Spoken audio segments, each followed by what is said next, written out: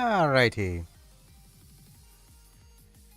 I should be visible. I can see myself. That's good. Restream's still catching up, but that's fine. That's Restream. It's what it does. Catching up is just what it loves to do. Yeah, everything's working. I didn't turn my other light on. I also haven't done the top button of my shirt. I don't tend to do that unless I'm streaming. When I do stream, I like doing it up. Makes it look nicer. So I'm gonna turn my other light on really quick.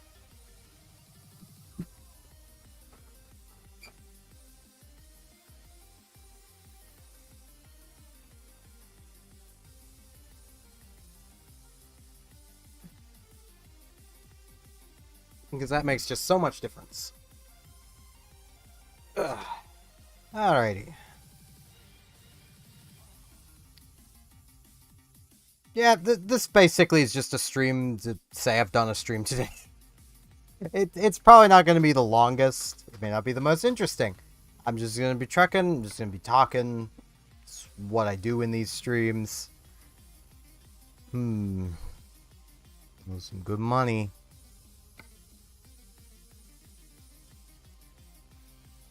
Yeah, I think I'll do this one.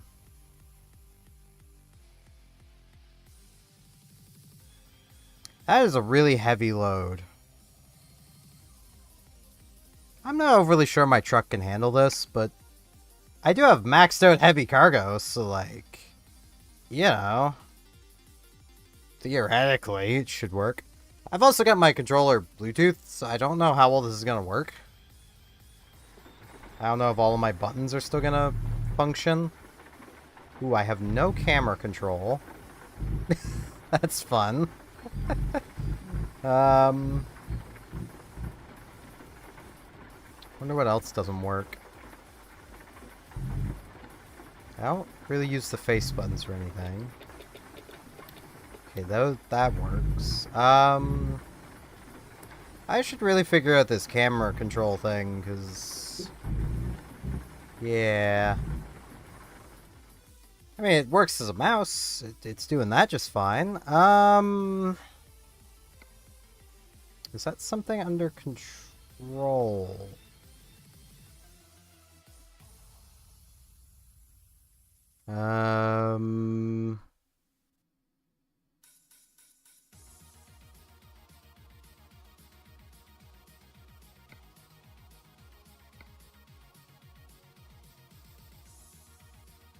There we go.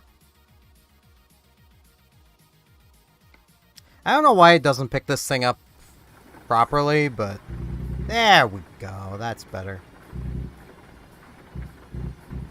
I know there's a lot of things you can put on the face buttons, and honestly, there's things I should probably put on them that I just don't have on them, but...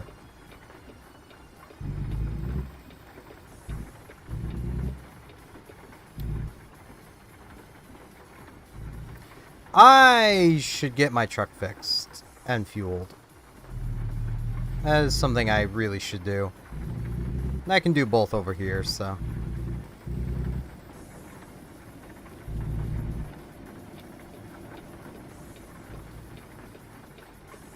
I think that was a no entry sign or something. I don't obey signs. Also don't obey curbs. So I require fuel. I'm about to fix the truck anyway, so...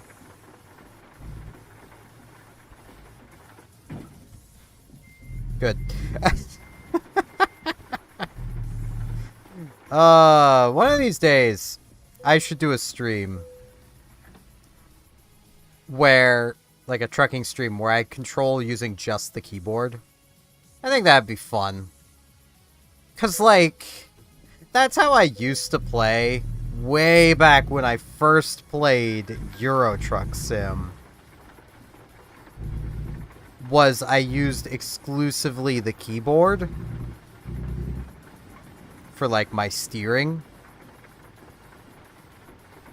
The only thing I used the mouse for was,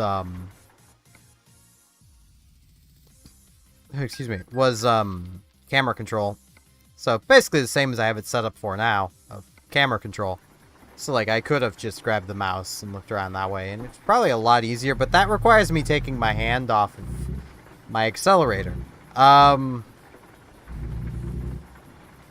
And my camera reset button.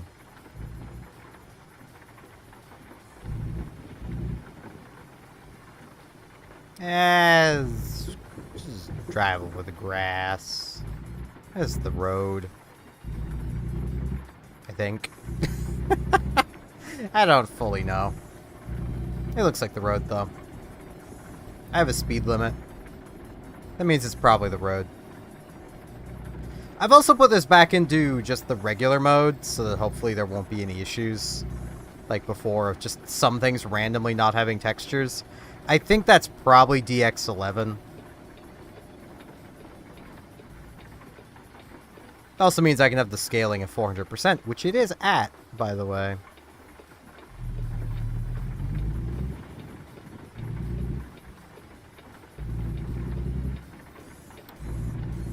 At least it should be. So I was actually using this game to test my monitor to see if it was the graphics card derping out, in which case I would have to get a replacement, or if it was the monitor. And it's the monitor, so I need to get a replacement monitor, which is more expensive than getting a replacement graphics card, but it would have sucked to have to replace the graphics card right now, because, well, we do have a backup graphics card here. It is a GTX 660. I don't think I could continue streaming on a GTX 660. At least nothing really intensive.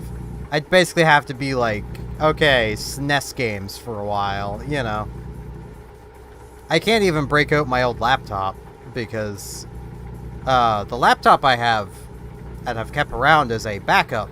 And anyone watching this who may know how to fix this, please let me know, because I am at a complete loss for what is even going wrong with this laptop.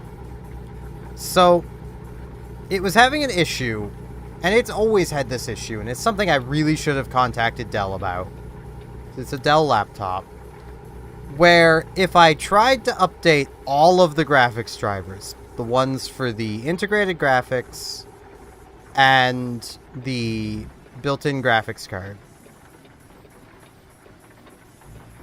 it would basically stop booting. So my workaround for this was to only keep the actual graphics card up to date. I ignored the integrated graphics drivers and just kept the, I think it's 460 it has. It was something. Maybe 560. I don't remember at the moment. It was one of them. AMD something. But, Van, please. You could see I needed to turn. Why did you keep going? I should hit the brake. I wasn't charged for that traffic accident, though. That was not on me. The game realized that. That van really wanted the insurance money. But yeah, I had completely forgotten about this. And... Ooh, the game just crashed.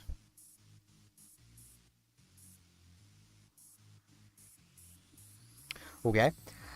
It might actually, the scaling might actually be a problem. I might need to turn the scaling down. It was fine at 300, so I can just put it back to 300.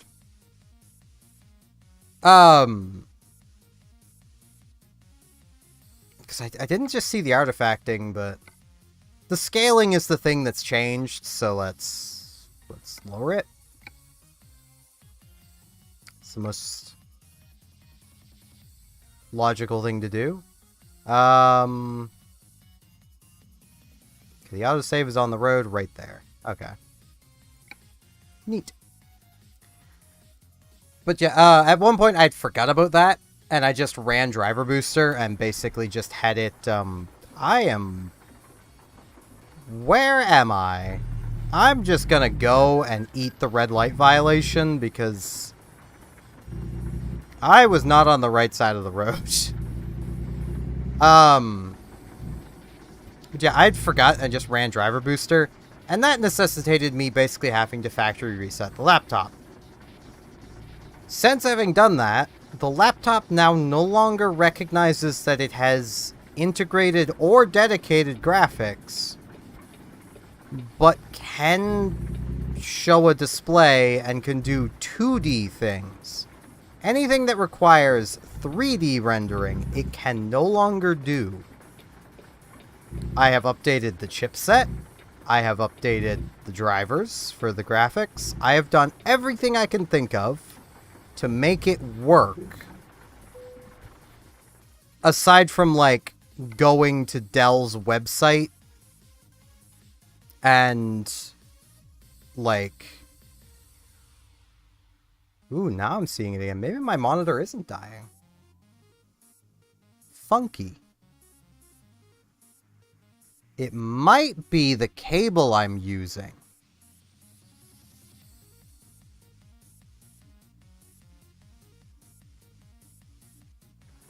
That's funky. Okay, let's try changing the scaling again.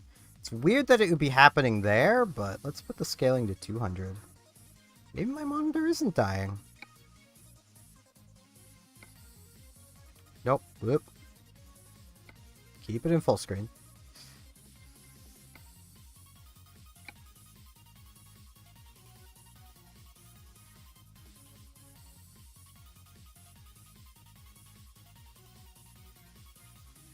If I have to, I'll just put it back to 100. Because I really don't mind. I mean, yeah, the game looks nicer, but...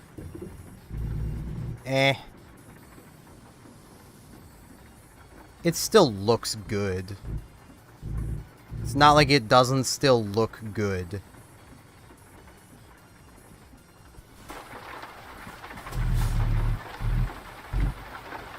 Yeah, it might just be this cable is not actually good.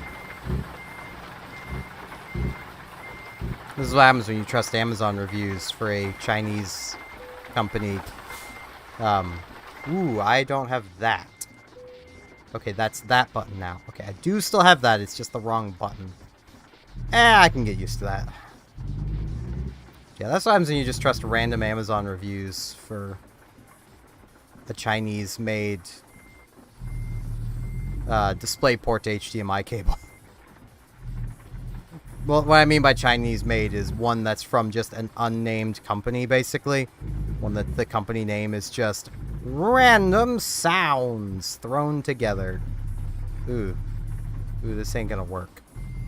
How am I supposed to get this out of here?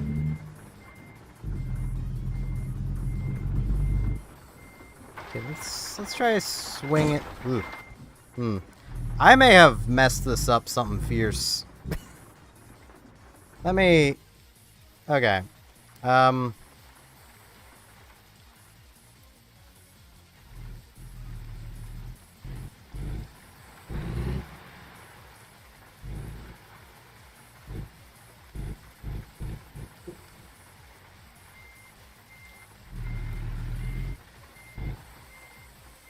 Let's see if I can get this turned around using this spot.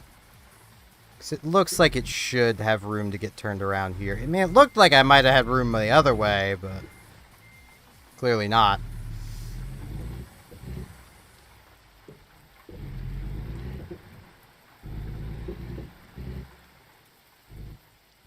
This triple articulation.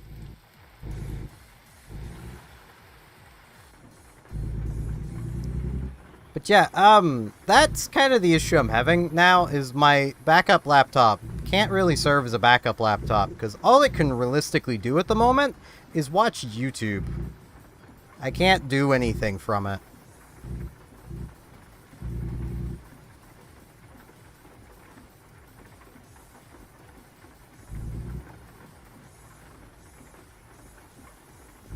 Yeah, this is gonna be sketchy as hell.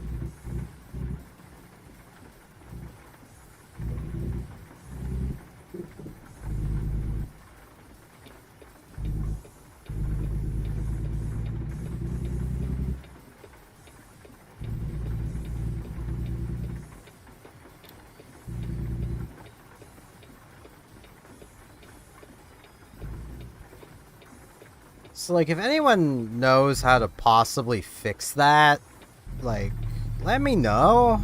If you don't feel like leaving a comment, I do have a Discord if you want to walk this toddler through how to deal with technology.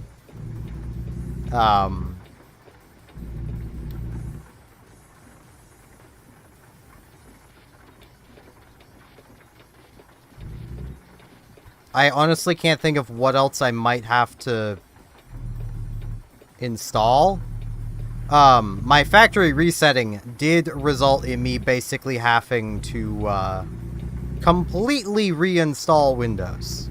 Like, from the ground up reinstall Windows. Because somehow it basically... what it was doing was it would go to I started the factory reset process. Simple enough process. You just force it off a few times, and then Windows is like, hey, you know, your thing has turned off a bunch of times. Do you want to, like, repair it or factory reset or whatnot? And I chose factory reset. And what happened from there was it would begin to factory reset. It would sit there for about 5 minutes and then blue screen.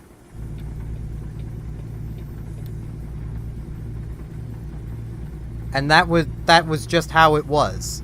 It would eventually pop up with a message that, through all of my Googling, I could not find a concrete reason as to why it was happening, other than driver conflicts, which I don't see how a driver conflict should matter while the computer is factory resetting itself, because I don't understand why the drivers would even need to be launched. But okay. Which tied into, you know, for whatever reason, the drivers for the integrated graphics and the graphics card, both of which were AMD, weren't playing nice with each other. Like I said, I should have sent it back to Dell while it was still under warranty. But at the time, it was my primary computer. So, yeah, wasn't really an option.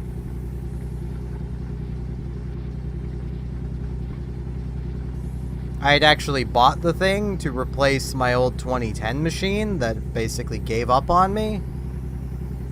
And then it served as my machine for like a few months. And that's when I noticed the issue and just decided, it's not, you know, a major problem. I'll just deal with it. And then, yeah, it kind of became a major problem. So, because now the laptop doesn't work. It's actually when I got my, the computer I replaced this one with was, while I was using that laptop as my primary computer, because it really couldn't stream. For whatever reason, and this might just be a quirk of its specific graphics card, it doesn't do multi-display. So, like, I couldn't plug in a graphic, like, extra display and have it actually show me both displays. Yeah, that truck did not care. Like, it would just mirror the display, which, understandably, is useless for streaming, because what you use your other display for, like right now, just off to the side here, I have, you know, the Twitch creator dashboard, I have the YouTube chat, I have OBS, so I can monitor OBS.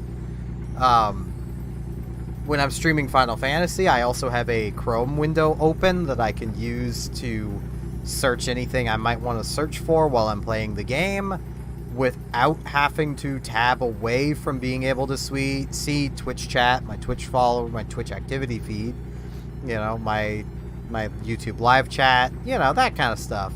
It does block OBS, but that's fine. I'm okay with it blocking OBS because, let's be real, I don't really have to monitor OBS that much. I've got it set up the way I like it. With very few exceptions. Man, I'm getting in all the traffic accidents that aren't my fault today. That's actually gonna cost me. That was a lot of trailer damage. I should have pulled over. I should be in the left lane. I should be that guy.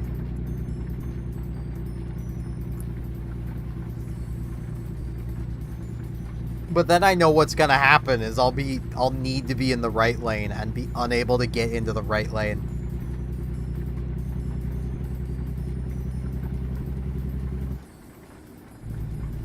Oh, I just noticed I had someone follow me 12 hours ago. Was that while I was streaming? No, that was after I was... Why did someone follow me at 9 p.m.? I was done streaming then, I think. Was I? I don't remember now. I've been awake this whole time.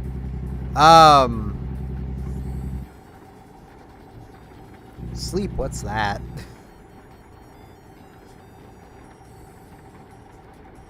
But yeah, when I was using my laptop that now no longer works is actually when I got my my computer that I replaced for this one. Which, albeit, served me for a few years. Almost 4 years, actually. It'll be 4 years this November. And currently, that computer is a motherboard and CPU. That is all that is left in the case. Because the graphics card and power supply are now in my mother's computer.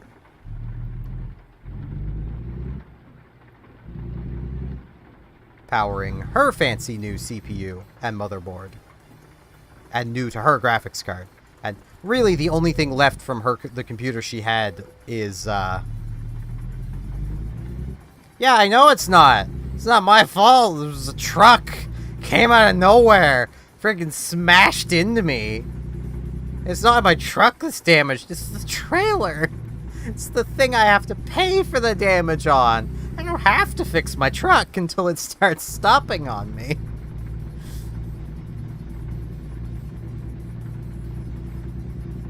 That truck came out of nowhere. Lightning fast. It kicked Chuck Norris in his cowboy ass. That's a reference a lot of people aren't going to get. Well, I say that. Newgrounds was pretty popular. It's a reference a lot of people probably haven't heard in a long time.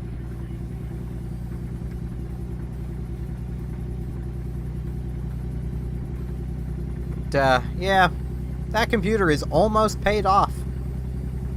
Keyword there being almost. It'll be paid off in November, which is how I know it'll have been 4 years. Because it was a Dell on a payment plan, and that's 4 years.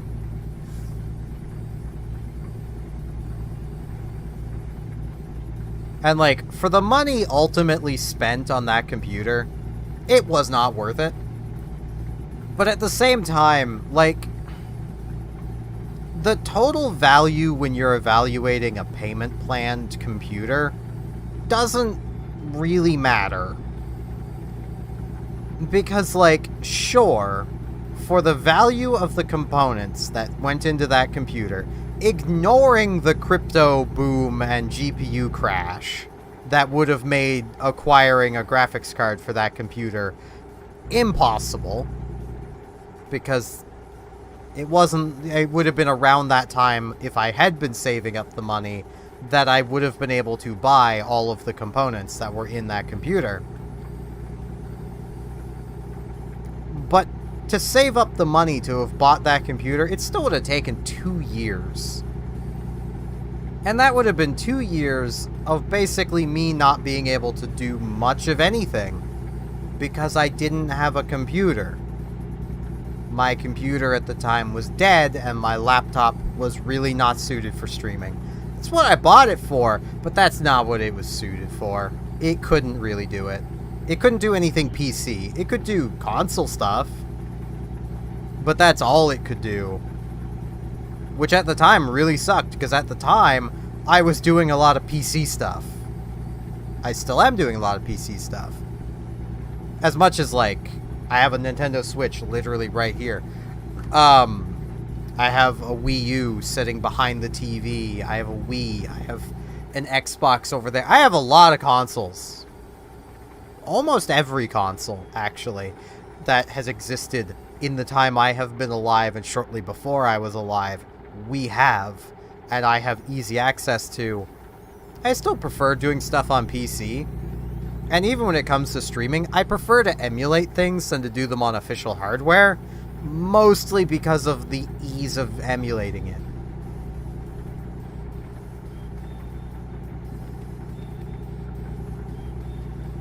I don't do content that I can't physically play, like in the case of my streams I've done on Perfect Dark. I own the N64 cartridge and the re-release on the Xbox.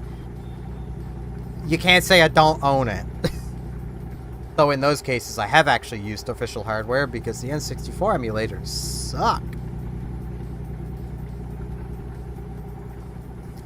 I did not. I basically rage quit after, as I looked after the stream, getting to, like, the final raid of the Crystal Tower. I thought there'd be more, and I was just getting frustrated, and I knew I was getting frustrated. And I am still sorry I was getting frustrated, because I know that's not fun to watch someone be mad. Next stream I should definitely be getting there. I hope. I hope there's not more just random content they're going to throw in my way.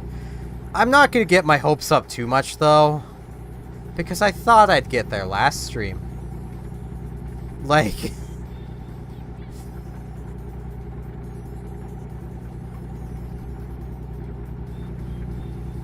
And I do not mean to just drop the topic of Final Fantasy, but I want to finish my thought on payment-planned computers. And that's basically that, like, I don't feel the value of a payment-planned computer should be treated as equal to the value of buying a new computer. Because the people who get computers on payment plans generally can't afford a new computer. That's why they're getting one on a payment plan.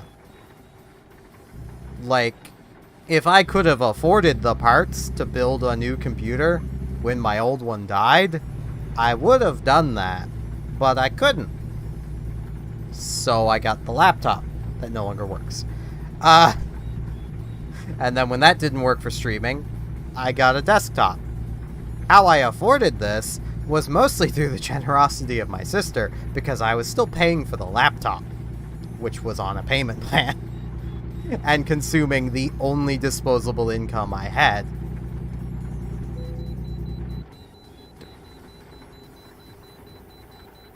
Okay. Why do I need to do this again? Is it because my truck is damaged that they're gonna be like, oh, vehicle inspection? Is that it? Is that why this happens?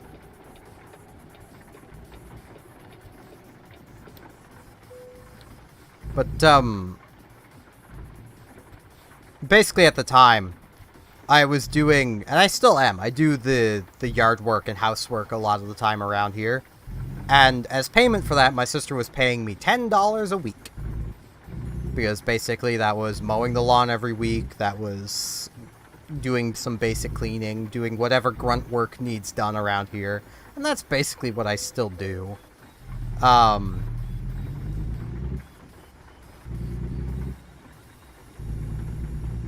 And that afforded me the computer I was using before I got this one. Because, well, $40 a week, that fit a i5 9400F and a 1650 from Dell.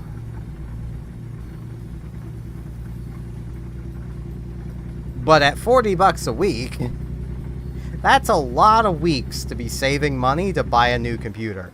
And that is the only disposable income I had at the time, because I was unemployed. I'm unemployed now. I've been employed in the interim. I quit that job because screw that job. I've rambled enough about that, but new viewers will not know what I dealt with there. I was working night shift as a salad bar clerk, and this wasn't like a 24-hour store. This was a supermarket that was only open. I was making the salads for the next day, so the day crew didn't have to, basically. And that was effectively what I was being told my job was. I'm there so that the day crew doesn't have to work. The multiple-person day crew. When I was working alone, I was there so many people didn't have to work. It also started basically turning into everything was my fault, and I could not deal with that stress of literally not knowing going into work whether I was going to have another note waiting for me blaming me for something else going wrong when I already have a cacophony of mental health issues that already make me feel like a failure anytime something goes wrong and that it's my fault. So that really doesn't help. When you have someone else being like, yeah, this is all your fault, really doesn't help. But yeah, I will always hold a bit of a soft spot for getting computers on payment plans, because that's how I've always got them. And also, onto Final Fantasy, now that I'm done with that thought, and trying not to get completely derailed again. I probably wouldn't have minded the Crystal Tower if if I felt like I actually mattered in those raids. Yeah. My previous computer was basically paid for $40 a month over 4 years. Which let me afford a computer, but it also meant I'm ultimately, with Dell's markup that they already add, plus the payment plan's interest over time, I ended up paying like double what that computer was actually worth. Like, it would have taken me 2 years of just saving that money to buy the computer parts outright, but the payment plan let me have the computer immediately, instead of having to wait 2 years of saving $40 every month, hoping that nothing comes up that then eats that money, you know.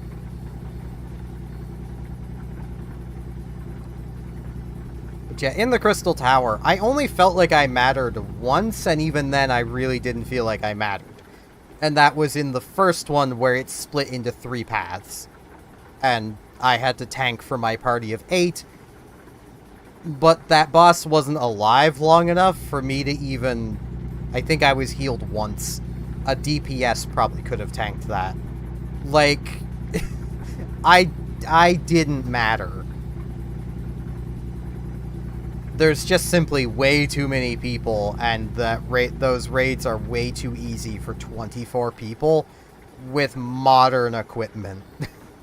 And min-maxed equipment at that. I'm sure they were great years ago. Might have even been really tense back before people knew the mechanics too. Like, that would have been really fun. But the modern state of it is just boring. Because, like, I didn't matter. And I also wouldn't have minded them as much if they had been required story quests, instead of the game basically just going, yeah, you need to do these now. They're side quests, but you need to go do them now. Like, that's annoying. Not helped by the little annoyances around it, and just the fact that I really want to get to trying Astrologer. I want to try that class. I could just play White Mage, and it would be the same sort of thing. But I want Astrologer, and I don't want to just say I'm autistic, but I show a lot of signs of autism, and this is one of them. I'm really dead set on that, and any change from that I mentally cannot stand. I have made my decision. I need to do it, or else I literally feel like I'm gonna have a mental breakdown. So, like, that's why I'm so dead set on getting to it. Which I know probably sounds stupid, and I know it's stupid. I know my brain is being stupid. I get it. I am fully aware. It doesn't stop my brain from, well, doing it, which is the problem.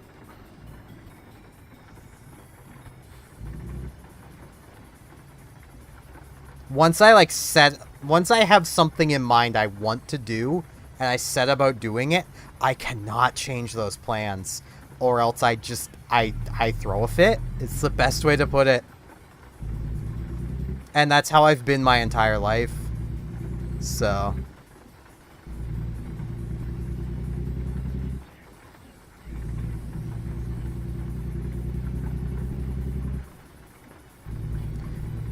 yeah, I've seen a lot of people with that mentality of, like, it was fun the first go round, but I would never touch it again. And, like, it's had its moments. I've even made mention multiple times, like, I've had fun with it a few times. There have been streams where I've had fun from beginning to end, and was excited to pick up the game the next day, and then the next, like, string of quests was just dull, boring padding that really killed my motivation to play.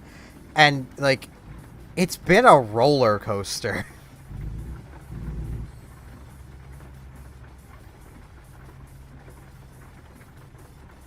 And it's usually because I'll be excited to play that the things that bother me annoy me more. Like, as mentioned, I thought I would get to Astrologer last stream. I was excited to play the game. And then it threw the Crystal Towers at me. As well as the multiple quests before that where, you know... oh, hey, go talk to so-and-so, to go talk to so-and-so, to go talk to so-and-so, and none of them are saying anything particularly relevant. I mean, it wasn't as bad as, it wasn't as bad as the previous stream, where we had multiple instances of, hey, go talk to Minfilia. And then the quest objective is, go talk to the Trap, who just told you to go talk to Minfilia. Like, and yeah, I can't remember his name. Hopefully you know who I'm referring to when I say the Trap. The guy who looks exactly like his sister. The Trap.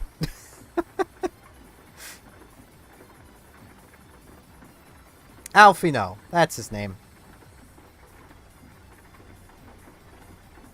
I've been awake a long time.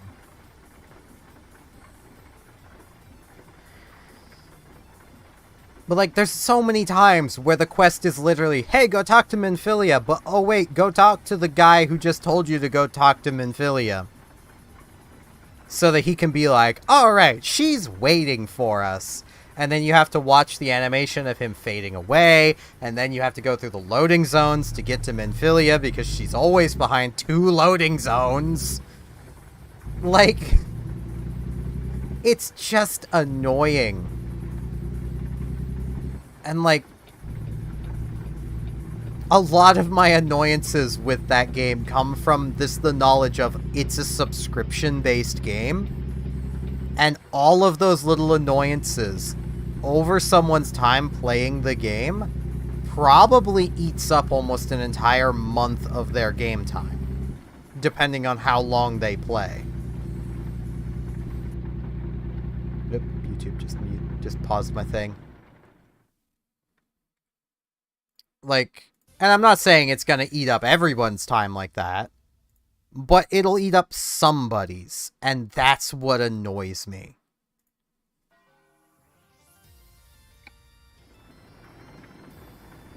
Like, that person that only has, like, 2 to 7 hours a week to play the game, but really enjoys the game. Well, over the course of a month, they're playing less than 40 hours. If in their entire time playing the game, they've lost 40 hours to those quests that are completely... I say those quest stages that are completely meaningless. They've just paid Square to waste their time. You know?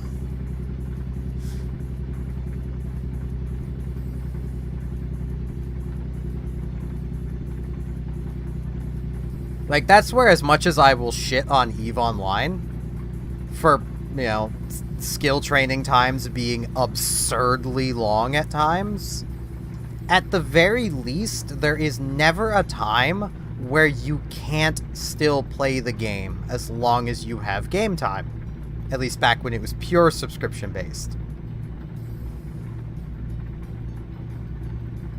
It's now got kind of a freemium feel to it, where you can do mostly all of the content for free, but you can't do some of the high-end PvE content. You can do the highest end, but you can't do the kind of stepping stones to get to it.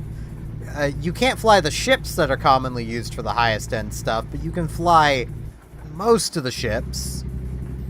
You can fly everything up to Tech 1 battleships. You know, you can do almost everything for free, but just enough to make you want to actually pay for a subscription. Like, you can always do something. And it being a sandbox, if you're not using your time appropriately, that's kind of on you. Like, if you're the one choosing not to spend your time well, then you made that decision. You wasted your game time. Final Fantasy isn't a sandbox. It's a very linear, story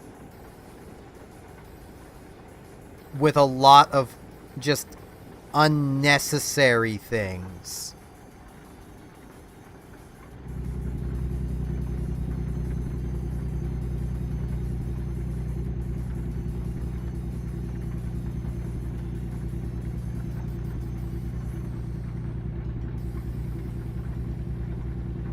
I mean, if I had the patience and time, because I really just don't have the time I would use for doing this is the time I use for streaming, to go back through all of my streams and basically just pick out all of the time the game has more or less wasted my time so far,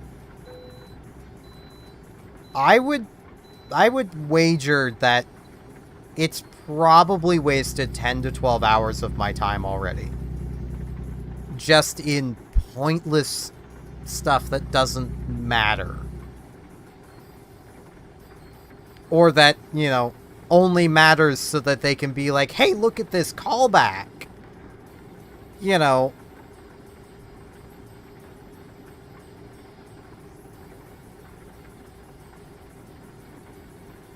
Like,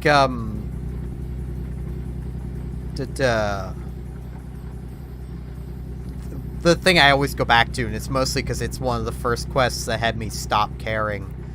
The feast for the heroes that defeated Titan. Going back to one of them to recruit them to the Crystal Braves. It's like, okay. That is the entire purpose of this character. To be the character you go back to recruit later. Like, that is their sole purpose past that quest.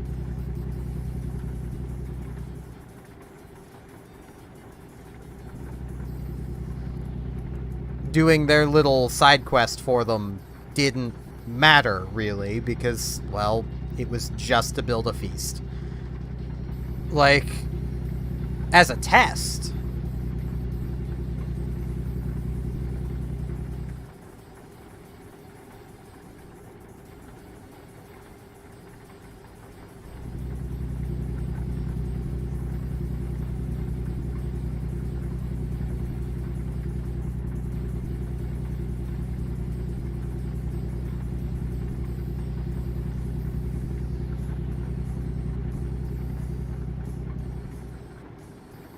I also know for certain, within my very first stream,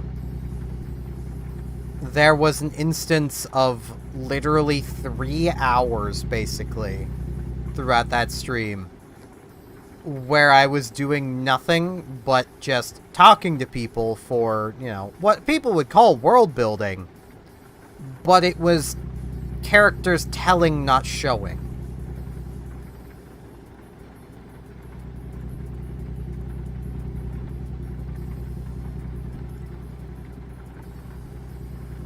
Plus, there was also the 2-hour span of that 3 hours that was basically the, oh man, here's the grand company speeches. Pick a grand company to join. Wow, this decision doesn't matter. You know, they literally could remove that choice. Because it doesn't matter. The only thing that really changes is the chocobo design and the equipment you get, but all of the equipment has the same stats. So even the equipment doesn't really change. It's all the same. They could literally have you able to access all of the grand companies immediately. And it wouldn't change anything. It would matter just as much as it does now that they make you choose one. Like, which is to say, it really just wouldn't matter.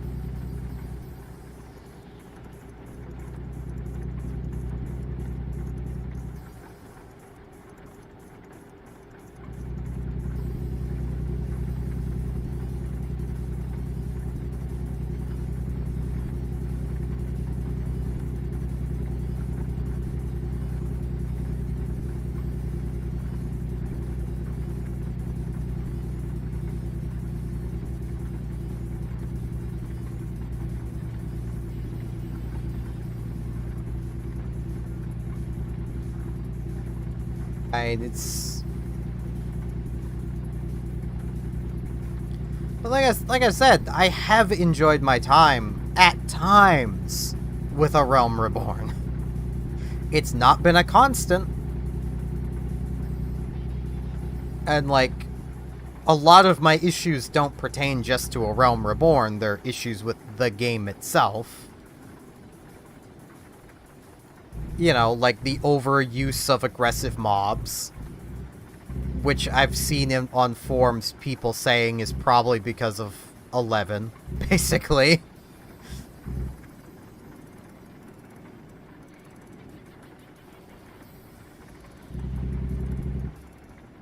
And how in 11, basically, people would just sneak past everything and not actually have to fight or deal with any aggressive mobs.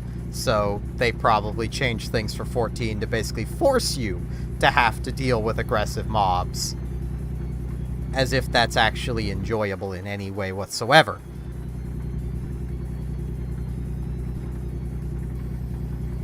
The lack of variety in quests, that's... Like, there's a lot of variety in doing the same quest many times, which, in a way, is kind of also what I'm suggesting they need more of. But more quests to just help, you know... Okay, here's a prime example. Early in the game, you're given a quest to go kill some ladybugs because they're a menace. You know, they're menacing people, they're a problem. You're helping the people. That's a pretty good flavor quest. It's got some nice flavor to it.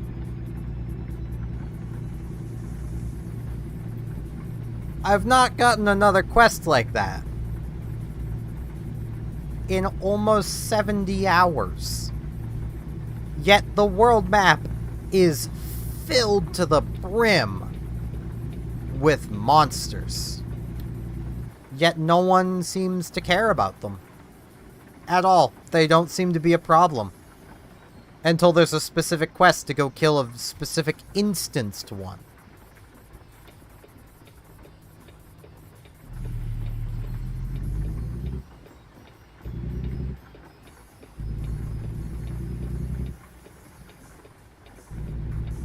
Like, in a lot of MMOs, you're sent to kill monsters a lot, because the monsters are causing problems. You're solving someone's problem by killing those monsters. And, like, Ul'dah would be the perfect city for a lot of those quests to exist in. Because they're merchants. Trade routes have to be kept clear. You know, where's my quest that's, you know, like, hey, you know, we can't do trade properly because the you know, the dusty dogs are causing problems, and, you know, we need you to go kill 10 of them to cull their numbers a bit so the trade route can open up better. You know, the trade route can be safer and we can more properly do trade.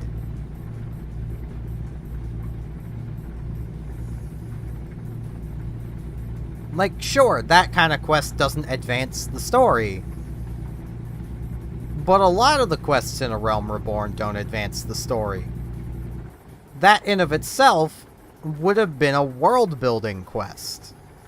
That shows, yeah, there's trade routes, that adventurers are hired to slay monsters to help keep open.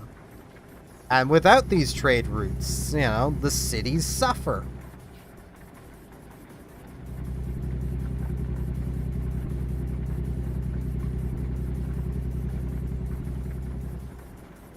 But instead, we get nothing of the sort. Aside from, hey, go kill some ladybugs. They're a real hassle. You know. And that's literally like your level 1 to 2 quest, I think. Well, really, I think that was an optional quest, too. I don't remember at this point. I know it was in there somewhere. Like, really early on. It was before I'd even decided to stream. It's that early, so it was in the first, like, half hour of the game. Because my very first stream was literally my first impressions past the first half hour.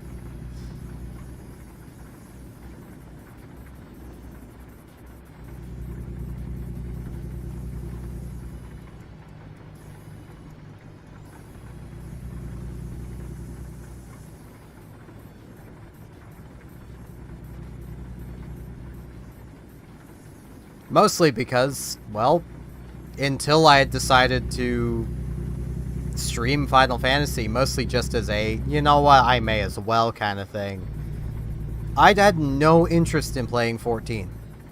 At all.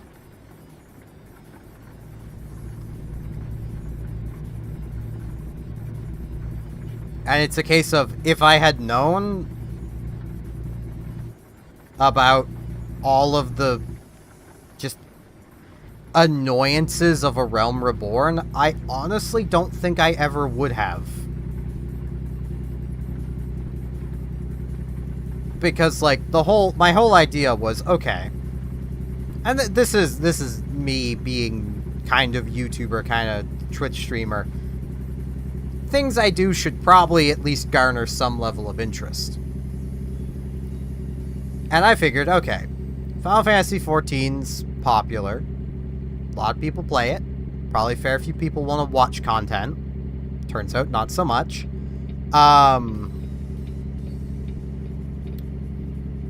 But, you know, it's pretty popular. A lot of people probably want to watch it.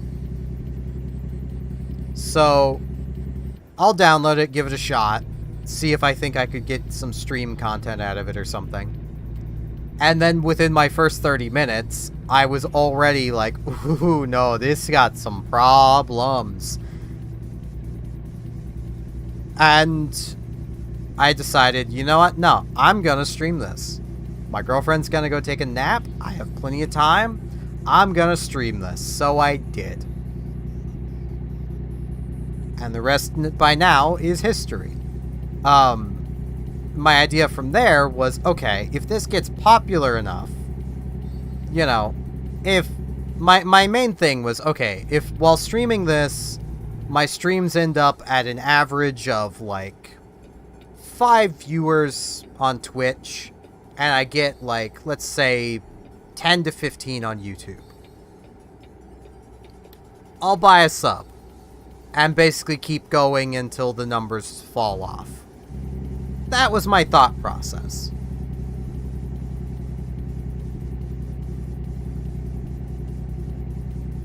The issue with that is that, as mentioned, the views aren't here. Everyone has their preferred 14 creator. I'm entering a saturated space, and I'm just not getting views. So that'll probably not happen. Once I'm done with 14, I'll probably almost never return to it. That's just a forewarning anyone that watches me for 14.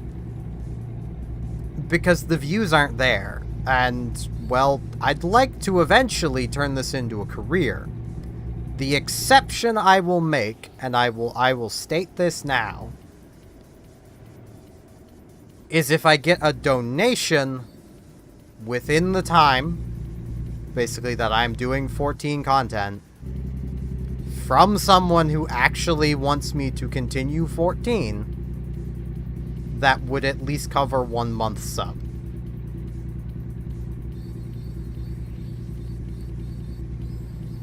I say that because I will, presumably, this is a big up in the air, I might be basically about to get enough extra disposable income that I could justify the subscription, but that ain't starting until next month, and I kind of need a new monitor.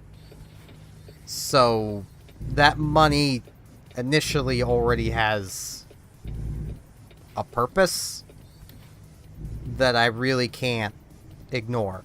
Plus, next month is also my girlfriend's birthday. So, like,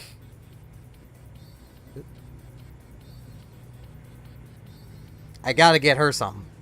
I don't have to. She's told me not to. But I can't. I have to. It's just how I am. I have to.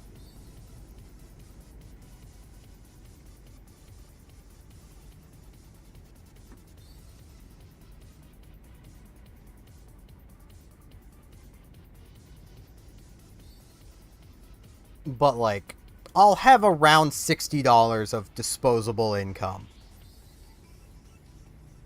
next month. That will probably be going towards my girlfriend's birthday. But, you know, it's there. It's one of those things, if she had any interest in 14, we'd probably play it together and I might have more fun with it. But after my experiences with A Realm Reborn, and just seeing how long it takes to get through A Realm Reborn, and knowing that she'd basically have to do it on a trial, or else be probably spending a lot of money, you know, it's not interested her.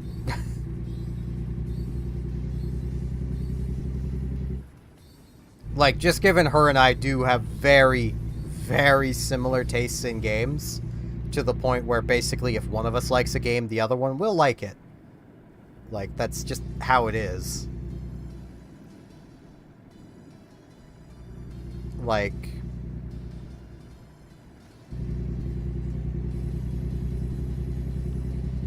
she can get a pretty good gauge of whether she would like 14 off of my experiences with it.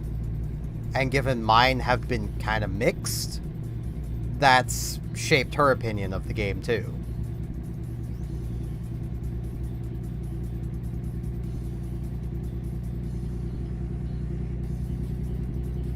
Which, I mean, it is her decision to make. Quite honestly, I kind of agree with her after playing what I've played, that, yeah, I think I'd rather just play another MMO. To the point where I have plans, after I finish with 14, at least to the level 60 climb, of at least doing some level of content with another MMO. Her and I were talking about doing 1 to 60 in Riders of Icarus. But that may take a very long time. Mostly because the level cap keeps raising. Well, kept raising for a while. And level 60 may not take the longest, but the level cap is 70. Which is why we were thinking 1 to 60 in the first place. 61 to 70 in Riders of Icarus, I think if I remember doing the math right, takes like 8 times as long as getting from level 1 to 60. It's a bit ridiculous. No, it was 69 to 70. That's what that was. That wasn't even factoring the rest of it.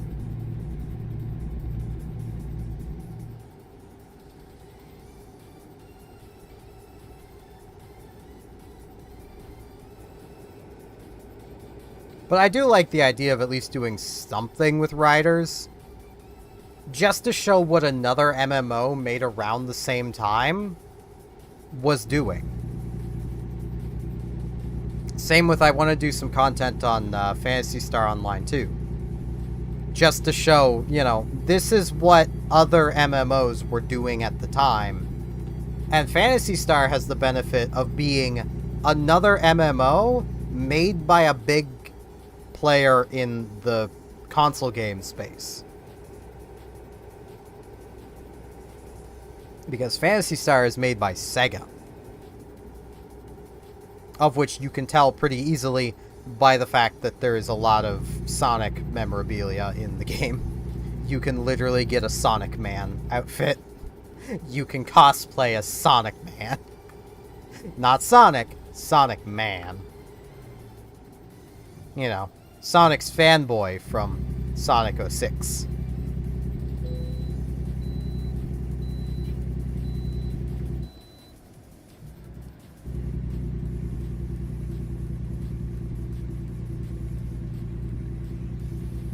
I don't even see the wait station. Oh, there it is.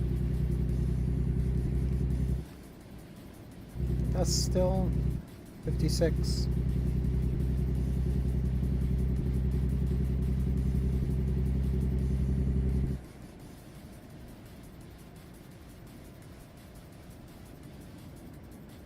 Yeah, on the Japanese server, I have almost all of the Sonic stuff. Because when I really got into that MMOs, there was one of the Sonic events going on. Plus, I just bought the stuff I was missing. Because my thought then was like, hey, maybe I can convince my girlfriend to play, who's a big Sonic fan. She never did, mostly because of the size of the game and how bad her internet is. For her to download something that's like 2 gigs takes like an hour. Her Wi-Fi is that bad, and she does not have access to Ethernet. So she can't hardwire. She has to download on Wi-Fi, and it's that bloody slow. And can be interrupted by her parents turning on the microwave. Like, downloading a big game would be a multi-day thing, which I can't blame her for not wanting to deal with.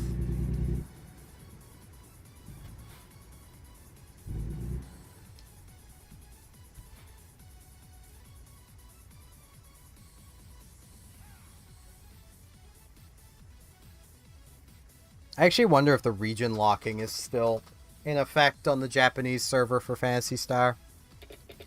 Even if it is, it can be gotten around easily enough. Because I kind of want to grab my, like, mid-level characters instead of my, like, level 5. Thank you for following, I got Sap.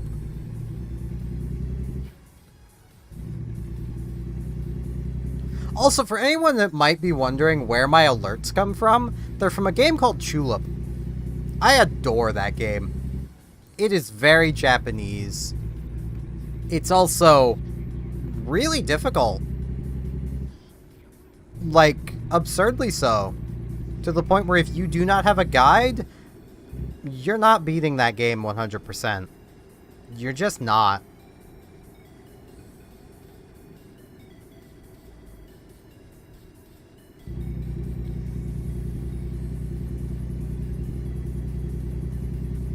And the whole premise of the game is your main character, the little guy who basically everyone has decided is named Chu, because he doesn't actually have a canonical name, moves into a new town called Long Life Town, and upon moving in, he has a dream about kissing a girl.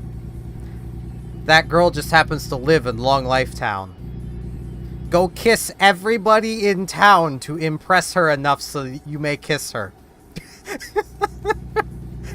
That is the game.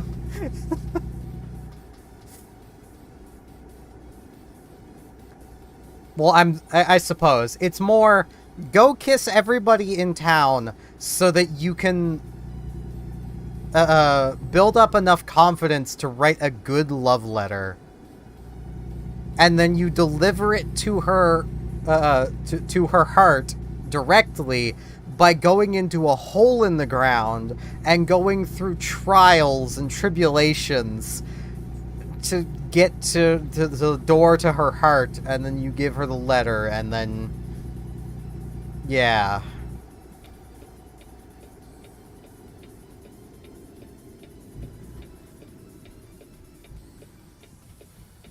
Man, that would be a perfect game to do for this month. Because Chu don't care if you're male or female. He kissing you.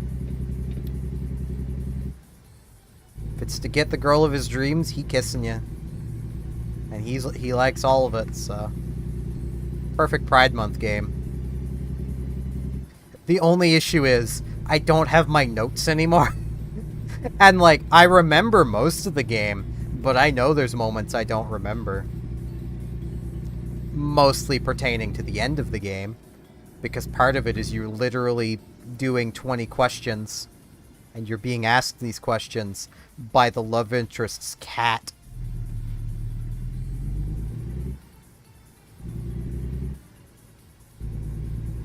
And you can't get them wrong. And some of them are like, what's the phone number to the hospital in-game? What? That has not been relevant up until this point.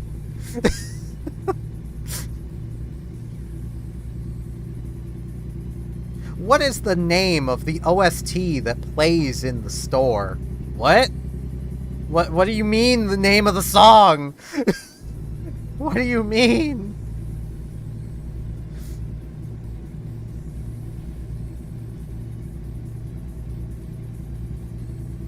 What animal makes a sound at 2 p.m. in one of the areas? That's another one.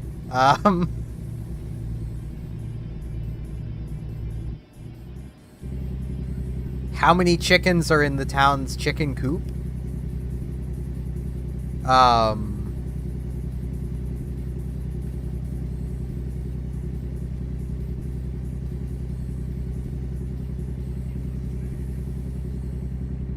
Trying to think of other absurd ones. There's a lot of them that are like, what is this character's age? And, like, you can find out this information. After you kiss somebody, you get basically a little, like, ID card for the person that gives you, like, some of their personal information, like, you know, their actual name, their full name, their age. I think it even mentions their blood type, like...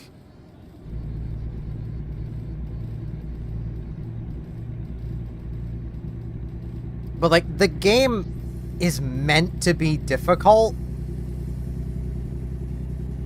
Because, I mean, the game is basically... well, it's a metaphor for winning over the heart of your crush.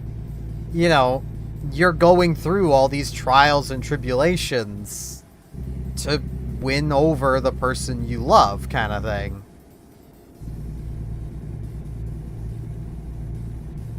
Which I personally just find really sweet. Like, I adore that game. It is a game that when I was young, we rented. And I fell in love with it when we rented it. And I so wish we could have actually bought a copy of it. Especially now, because it was a GameStop exclusive, And I have no idea how or why the rental place in my small town in the middle of nowhere had a copy of the game.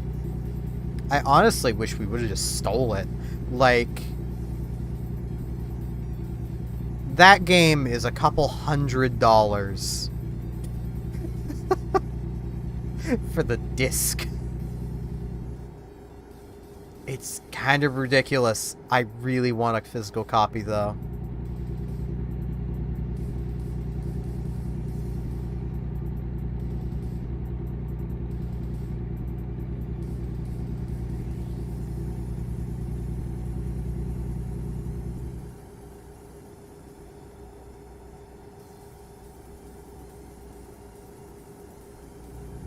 Whole tangent about where my channel alerts come from.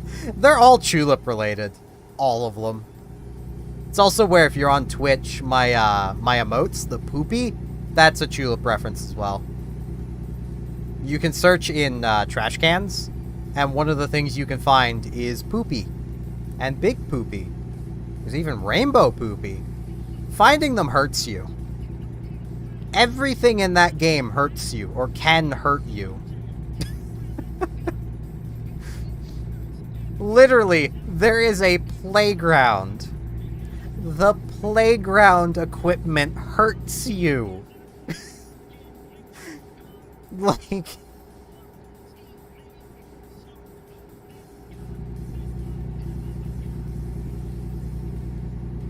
And there's a sign that tells you this, too.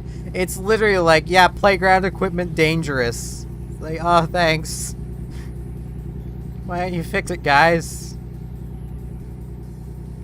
They don't fix it because that's expensive, and the town is very poor.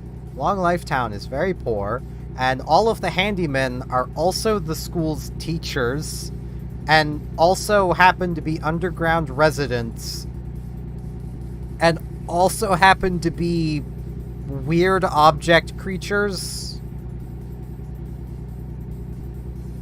Like the main teacher, Mr. Suzuki, is basically it's a Mr. Saturn from Earthbound with a paintbrush on his head.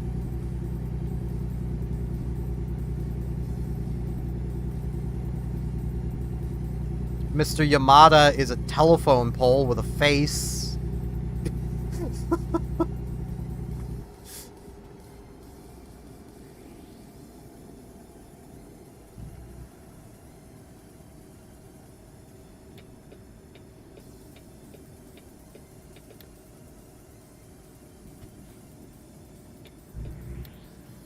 Do I need to turn here? No, next intersection.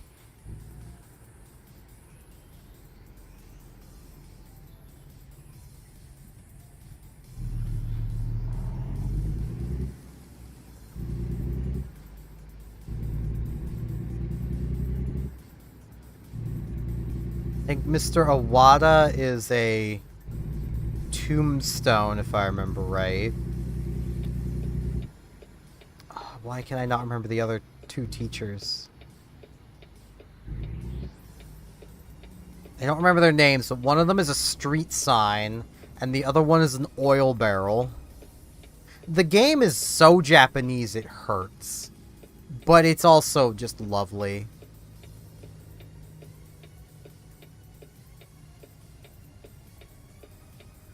I really need to, like, redo my notes. I want to do, like, a full, like, YouTube video series that's basically out, here's how you play Chulip.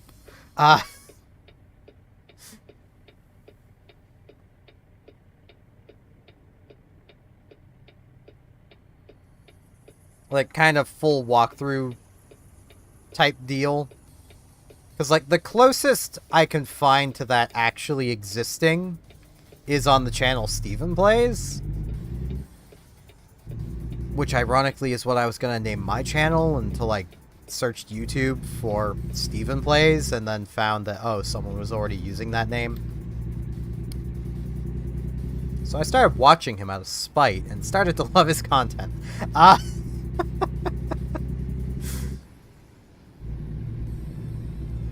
But,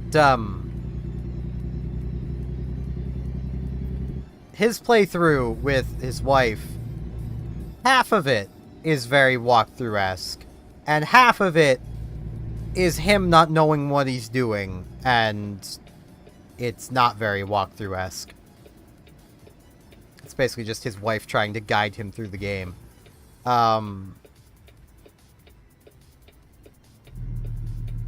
So, like, it's halfway there.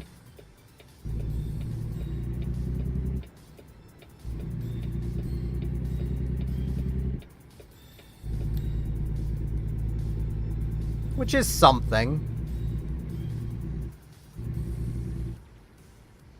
The only thing that keeps me from actually going through, redoing my notes, and making that a reality is the fact that I would have to play through Funny Bone City again. That is my least favorite part of that game because it is so painful.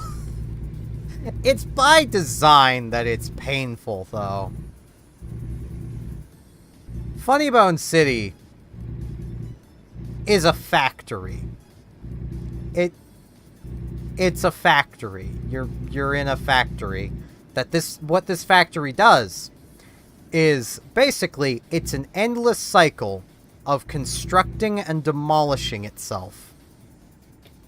And everyone that works there is basically a nameless, faceless, drone, basically. Like, it's a full commentary on factory work and factory life and how it just drains you and destroys you. Which is great. Yeah, I know it was a damage penalty. It wasn't my fault! That truck came out of nowhere and just ignored my existence and just smashed into the trailer.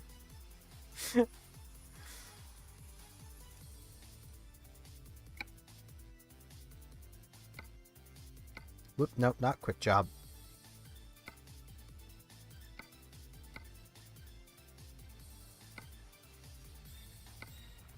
But, like, once you're there for a while, like, the people start calling it Funny Bone Factory, because that's what it is. It's a factory. Hey, this is to somewhere new. Takes me through another place that's new. And I got 7 hours to go pick it up, so...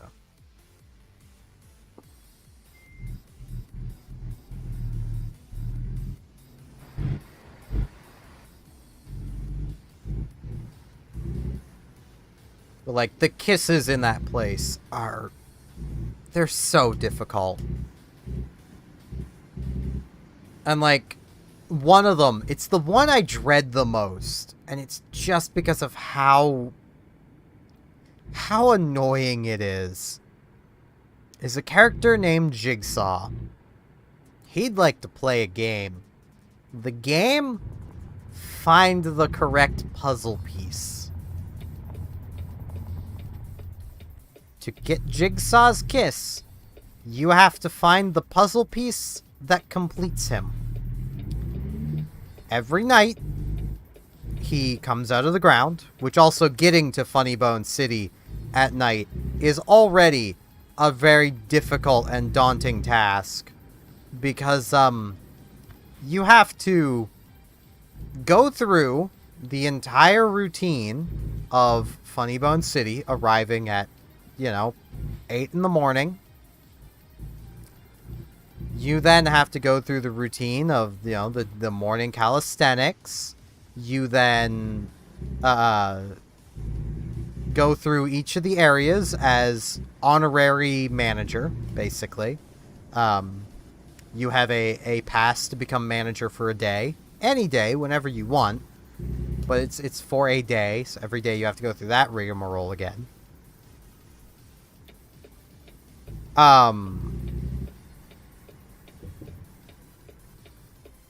You have to find the area in Funny Bone City where the security guard is lazy.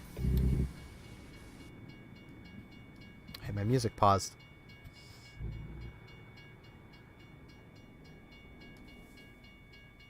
I may as well just Alt-Tab like this.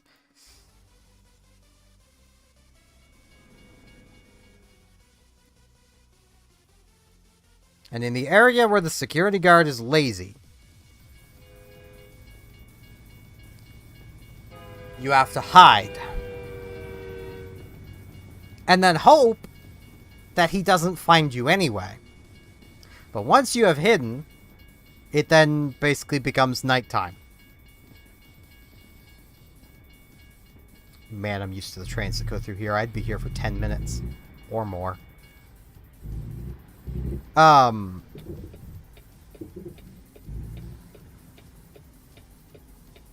it'd be great if a train went by right now. Just took out that car. Things that only would be funny in video games. But yeah, once it's nighttime, Jigsaw comes out of the ground at I think it's 2 a.m. Hello, Ducky. Why is my speed limit still 24? There we go. Yeah, I think he comes out at 2 a.m.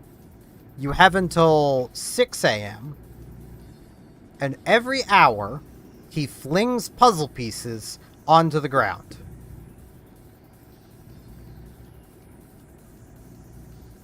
Only one puzzle piece will be the right puzzle piece, the one that completes him. And it's all random. So you could go literally multiple nights with him never giving you the puzzle piece. Because Jigsaw's a dick like that. And this is a game I love.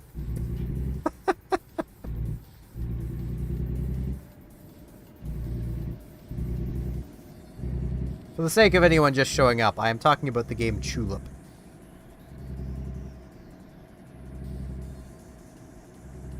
And one of the particularly difficult kisses in Chulip.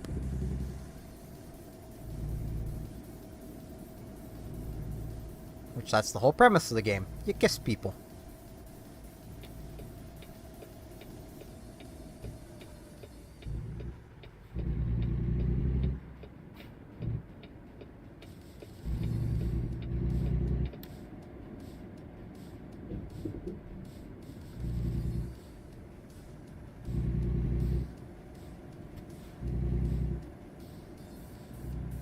Also, I hope everyone is doing well on this fine, whatever today is, morning.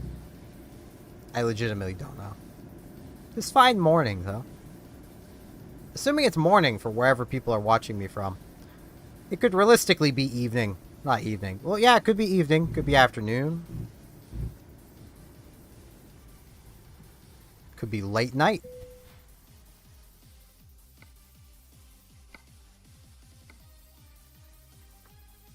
This one I want to do. Yep, I think my game's about to crash.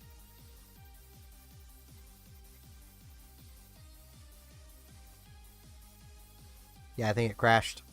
Yep. Yeah, I think it's the scaling causing problems. That's weird. Wonder why it's doing that.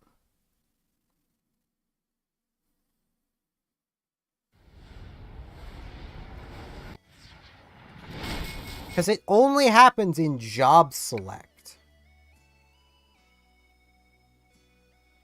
That does tell me that my monitor probably is fine then. Let me turn scaling down. Let's try 150. Actually, you know what? Let's just chuck it down to 100. 100 still looks fine. On absolute max settings, ultra settings, 100% still looks just fine. Oh, hey, it auto-saved here.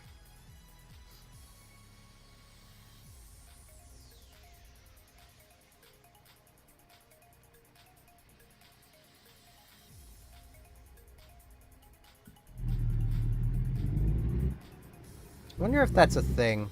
I'll have to look that up later of just seeing if AMD graphics cards just can't handle scaling with American Truck.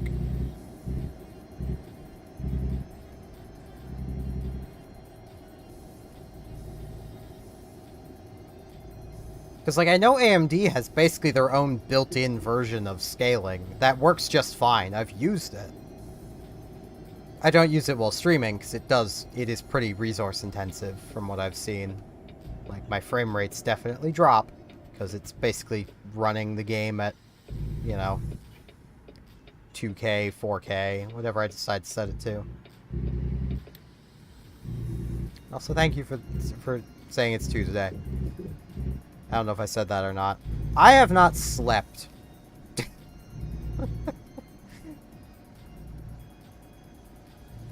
Probably can't tell. Because I'm still not terribly tired. Because yay, insomnia. But, yeah, I have not slept. So...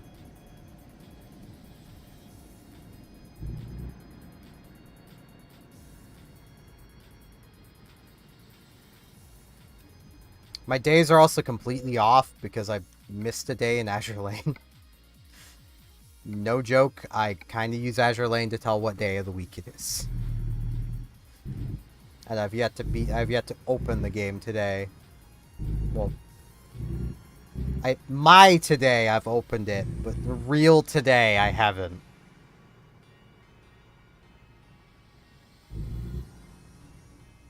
Having insomnia is confusing.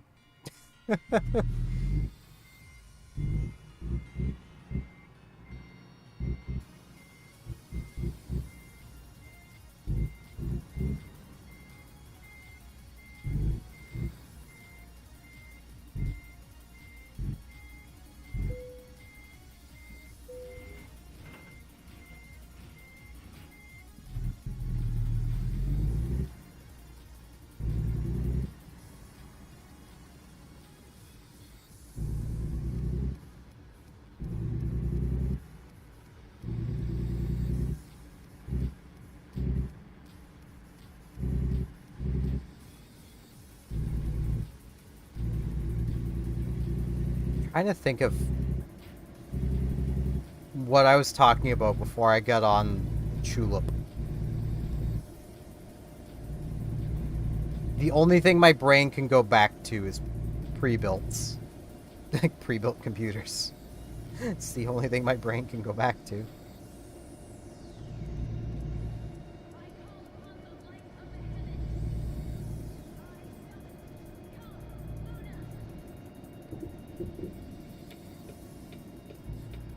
I think that is just because of the soft spot I do have for pre-builts. Like, they're bad. They're bad value. On the surface. And, like, I know I've already talked about this, but, like, it bears repeating that, like, you know, I don't know if Affirm is a thing at other places other than Canada, but, like, Affirm is a a payment plan service, basically, that lets you get things, you know, buy now, pay later kind of thing. Wait, that's not how you get in there. This is. I want fuel.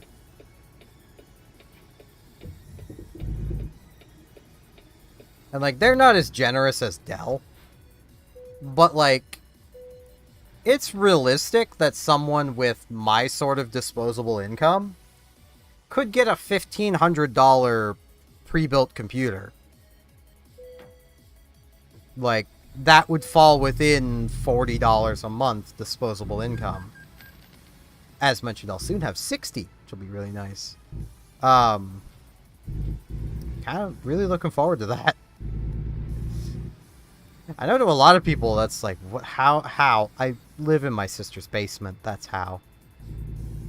Which I am forever going to be grateful she's letting me do this. Like, I live down here rent-free.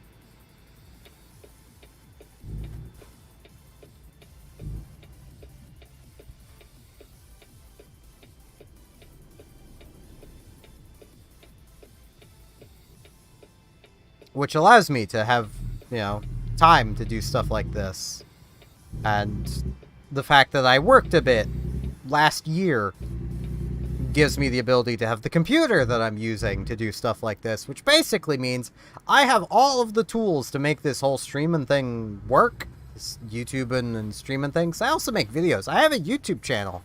Anyone that's watching on Twitch, if you like my stupid face and content, I do have a YouTube channel where I haven't uploaded a video. Well, no, I uploaded a pack opening video for Yu-Gi-Oh! I haven't uploaded a actual, like, gameplay video on there in, like, a year. I've got some in the works.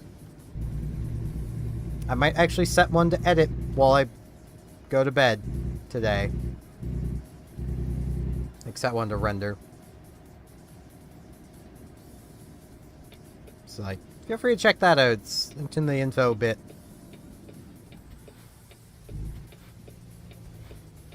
But, like, I've got all the tools to make this work. I just gotta get consistent with it. Which is kind of what I'm using this month to do. I was actually, like, really inspired by, Josh Jepson. He just recently did Everyday May. Bet you can't guess where I got Everyday June from. And basically his closing message to Everyday May of, you know, he did it, so can you. And I'm doing that. I'm putting that to the test. Can I actually do this? Because, like, I don't want to get too much into this because, like, it's personal issues, plus a lot of people just don't want to hear this shit. I have a multitude of mental health issues.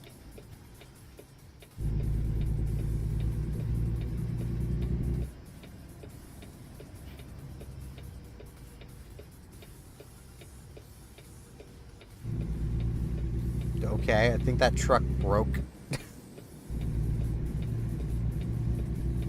Depression being namely among them as the main culprit for killing my motivation to do stuff.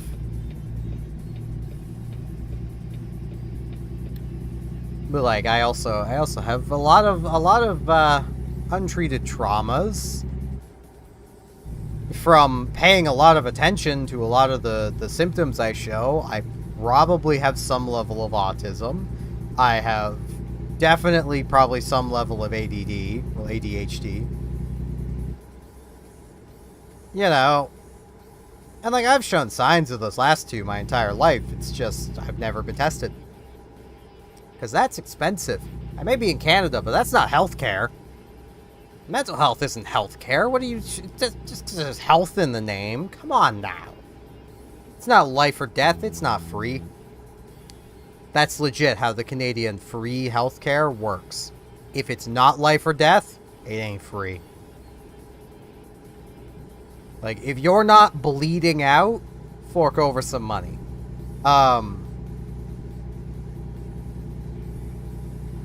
Case in point, like, a decade ago at this point, I was,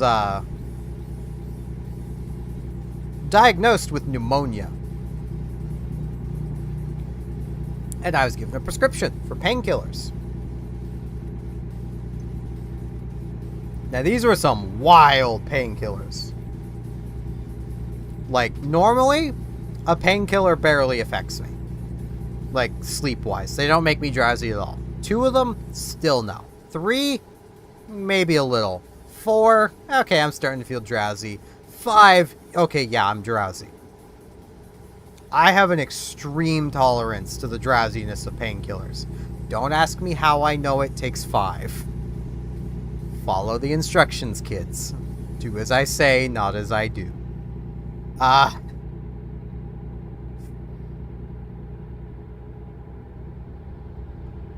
But,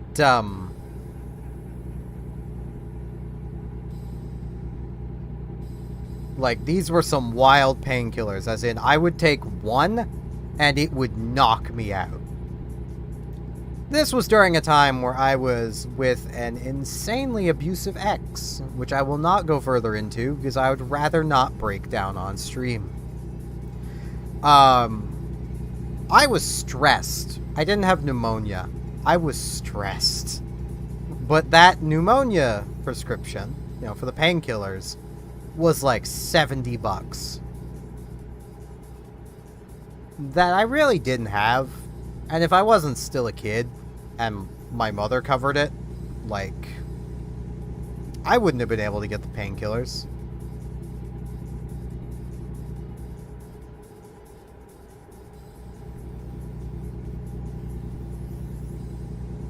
That's what taught me that when I get super stressed, it feels like I've been stabbed with a knife in the chest. Don't ask me how I know what getting stabbed by a knife feels like either. I have lived an interesting life, though that one was my own fault. Well, kind of. It was kind of my sister's fault. She left a knife sitting on the back of a couch that, like, we had at one point at the house I grew up in. There was, like, the walkway in the living room at one point was basically just a walkway behind the couch. And, like, there was basically just enough room for one person to walk through.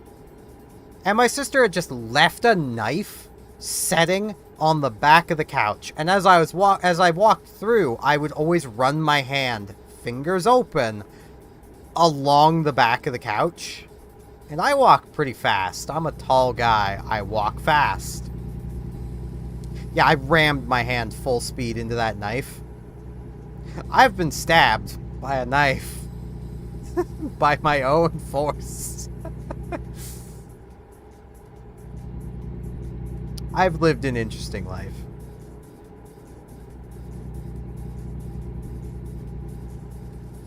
I mean, I've also been in fights. Gotten cuts.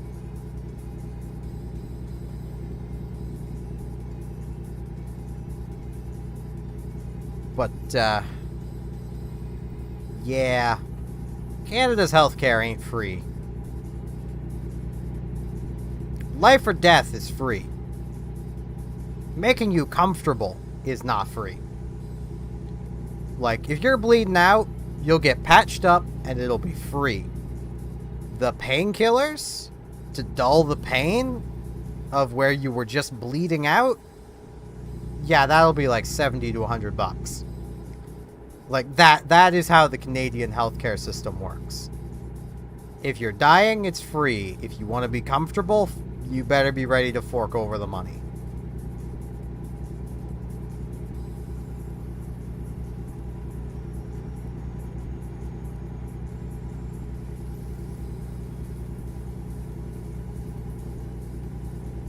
Oop.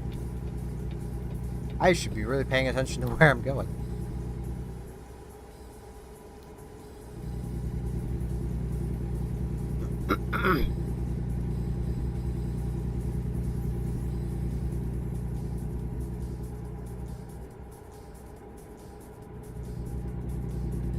I know I mentioned my old job a couple times, and I want to rant about it more.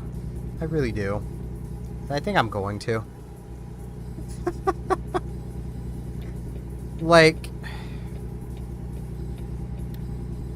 I honestly wish that on nobody. To dread going into work because you know you're probably going to get blamed for other people not doing their jobs when you're literally the newest hire and also working your absolute ass off to meet unrealistic expectations. Like, as I mentioned, I was the night clerk for a salad bar and a supermarket. The store isn't open. My job was to basically produce all of the salads for the next day. Now, you might wonder, how do you do that for a salad bar that presumably you don't know what people are gonna want? Well, the answer to that this supermarket has is what is called the production planner. It's a robotic system, it's a computer, it's a program. You walk around with your scanny gun, go beep on everything, tell it how many you have. It compares it of each salad. It compares it to what you had yesterday. And then gives you an estimate of how many you're going to sell today. It also bases it off of, like, last week at this day, and there's a lot that goes into it. It also compares it to a very important metric. How many does your shelf hold? Of which the operator, effectively the manager of the department, but not a manager, even though they're given the hours of a manager, but they're not a manager. The operator tells the system how many you hold. So, if the operator says you have 4 small Caesar salad, that is what the system thinks your shelf holds. I bring that up as a very important metric here. The operator for the salad bar I worked at, I am not doing convoy stuff. I have no mods whatsoever, and I believe that's a mod.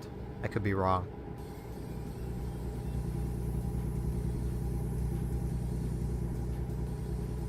So hello, Wolf Rider. I just do this stuff for relaxing. Oh, okay. I didn't know that. There's a lot of features with this game I don't know about, to be fair. But yeah, the operator of the salad bar I worked at was notorious for just changing the shelf quantities to not actually what we hold, thinking he was helping. Like, from working in a salad bar, I can tell you, around this time of year, people really want their salads. They really want, at the supermarket I worked at, specifically, premium Caesar salads and Caesar chicken salads. To the point where we were selling 20 to 30 of them per day, and I was making all 20 or 30 of them basically every night. And that's of each. So that's basically 60, 40 to 60 salads right there I was making per night, every night, same salads. They have to be perfect. They have to, they have to look like the picture in the book, which I still have my book of all the salads. It's like this freaking thick. It's not just the salads, it's everything the salad bar makes. I could probably make those salads in my sleep.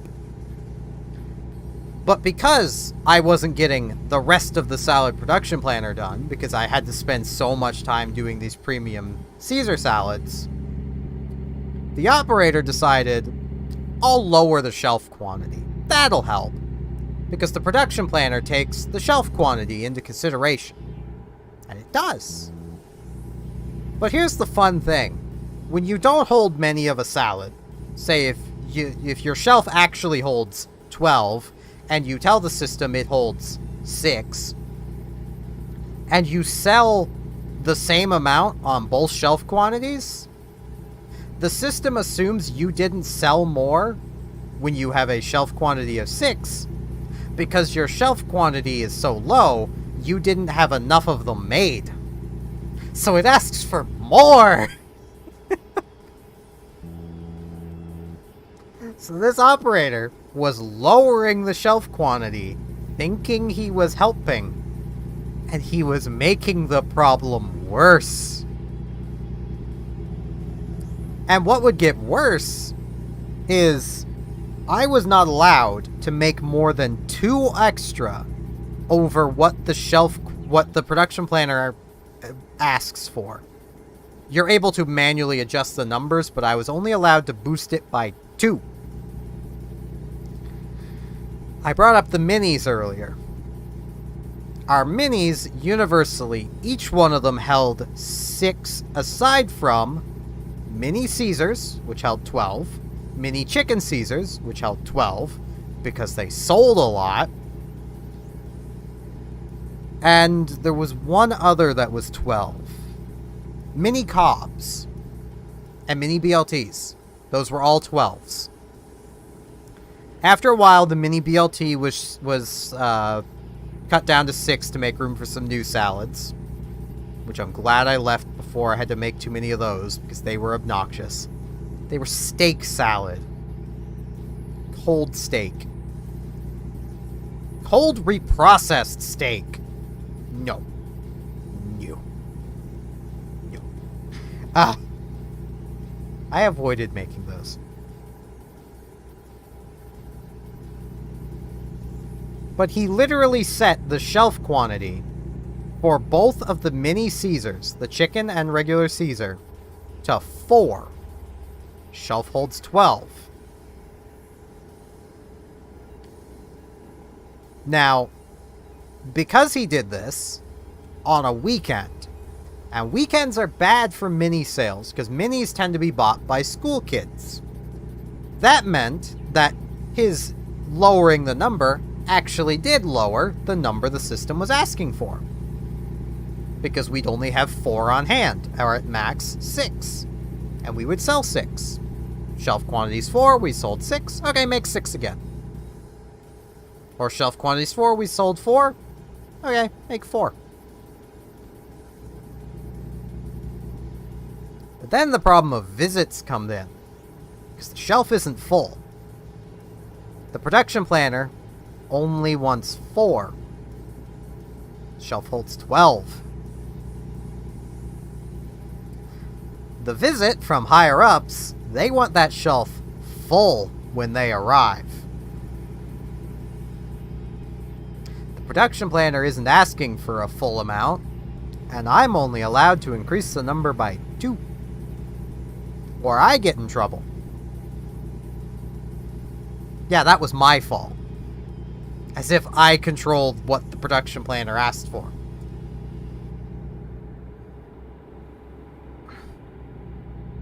I would also have the fresh side manager, the store manager for the fresh half of the store, constantly asking me why the shelves were not full when he showed up. And I would basically have to tell him over and over again, it's because the shelf quantities are not what they're supposed to be, so the production planner is not asking for enough. Which I've not mentioned something really screwy about this whole system, but I'll get to that. And every time, his response would be, okay, I will talk to your operator. And nothing ever changed. Ever.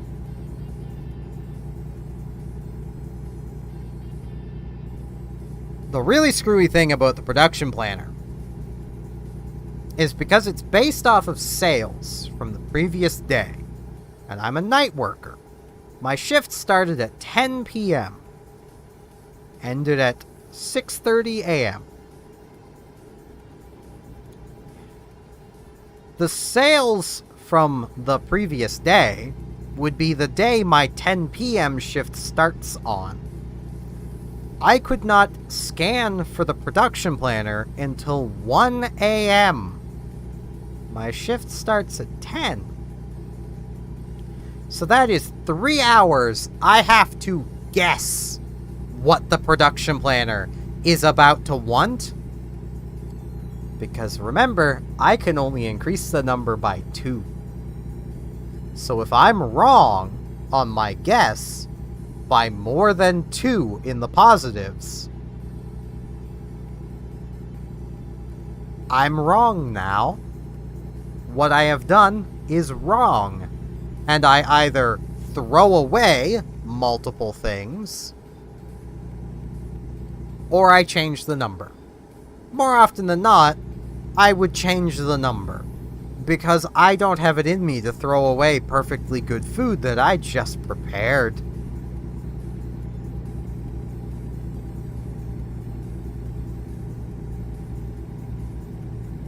Like,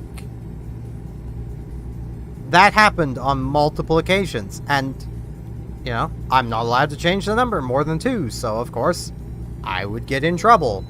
Because, oh, how dare I change the number?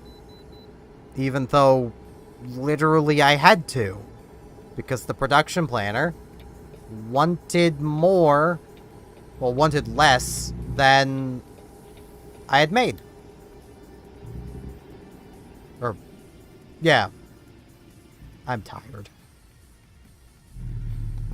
So, like, there was multiple instances with the premiums where, because the operator kept messing with the shelf quantities, it would ask for some fewer because the shelf quantity's lower. It would basically ask for the shelf quantity plus what you sold the previous day to make sure the shelf stays full, basically. That's the goal of the production planner, is to make sure the shelves are always full.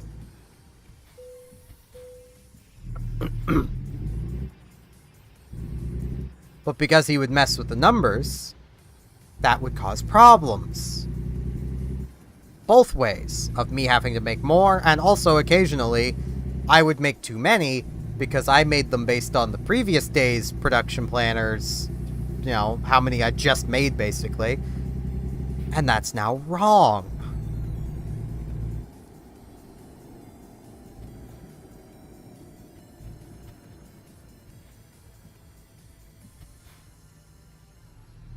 But at the same time, I was in a position where I couldn't say anything. Because one, I was the new hire. I was the new guy. I was only there for 6 months before I quit. Which I think it was more than 6 months. Yeah, it would have been more. So I started in October, ended in June? July? So it was over 6 months. I forget when my last day was. I think it was June.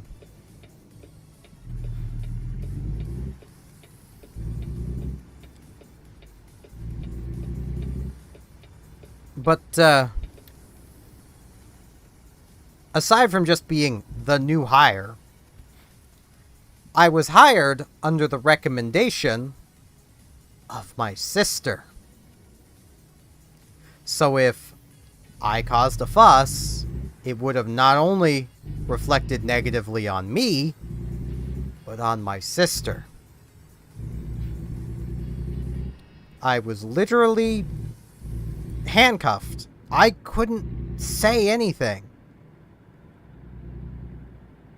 Because anything that, you know, I complained about, I became a problem about, would have reflected negatively on my sister, who kind of needs the job to pay for this house.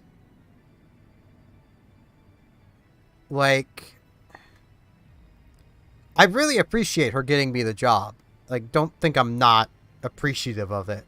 But it did also really handcuff me. I couldn't speak my mind about things going on because of me being there because of her. Now, if I had just applied and got the job without it being under her recommendation, I probably could have just spoke my mind. Because then it wouldn't have reflected badly on her, because she didn't recommend me be hired at that point. But I tried getting a job without her recommendation at that place, and I had 2 interviews, both of which didn't go anywhere. Both of which I was told I had the job, and then never heard back.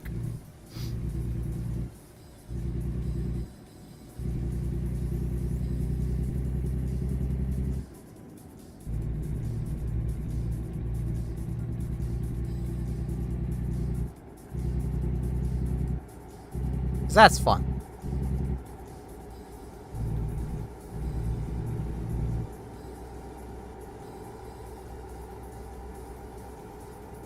If my sleep schedule was even remotely consistent, I would actually consider trying again to get another actual job as well, just to supplement my streaming. But my sleep schedule is far from consistent, and it's absurdly difficult for me to actually keep it consistent.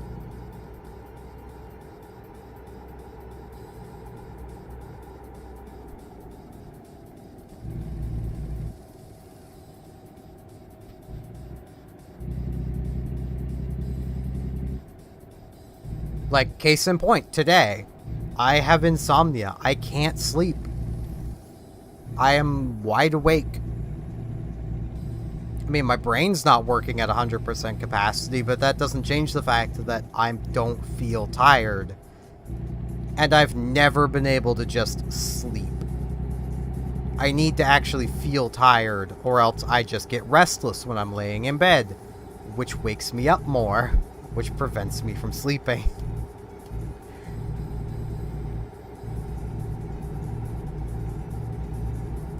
It's a real conundrum. Yeah, I'm just gonna go 95.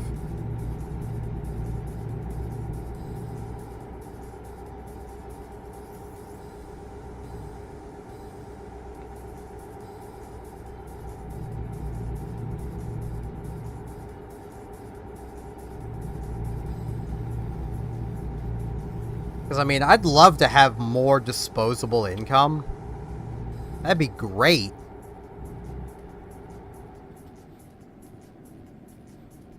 I also don't mind working.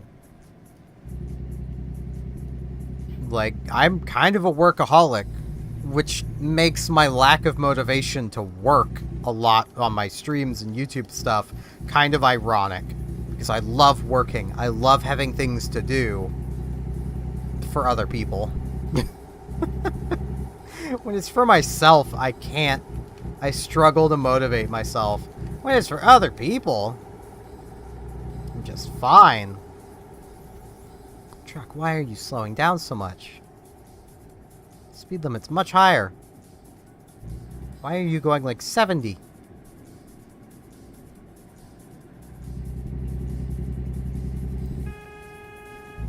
I farted thee through a tuba.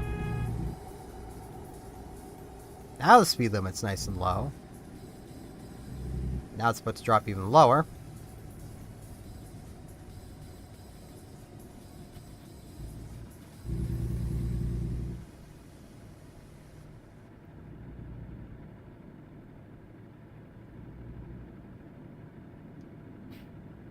But like it's one of those things that, like, I wouldn't mind having like a 3-day-a-week job just for some extra income. The issue is, like, picking those days of the week and then working my streams around it. Because, like, that could work for me, of having basically 3 days on working somewhere and 4 days on streaming. I know a lot of people would be like, why are you 4 days on working and 3 days streaming? Because 3 days streaming isn't as consistent as 4 days. And consistency is key. Like, yeah, I could do like Monday, Wednesday, Friday for streaming. But one, Monday is a bad day for streaming. So is Sunday. Monday's better than Sunday, but it's not great. Like, there's just bad days for streaming, which is kind of the days I'd want to work, because they're bad days for streaming. Sunday and Friday, ironically, are kind of the worst days. So those are 2 days I would definitely want to have a day job.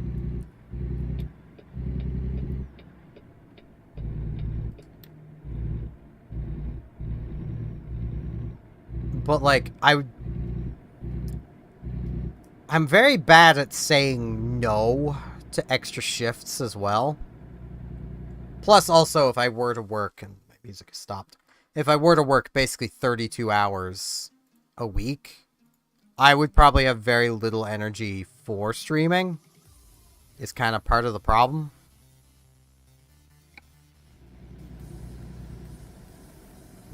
Meanwhile, if I only worked 24, that's a different story.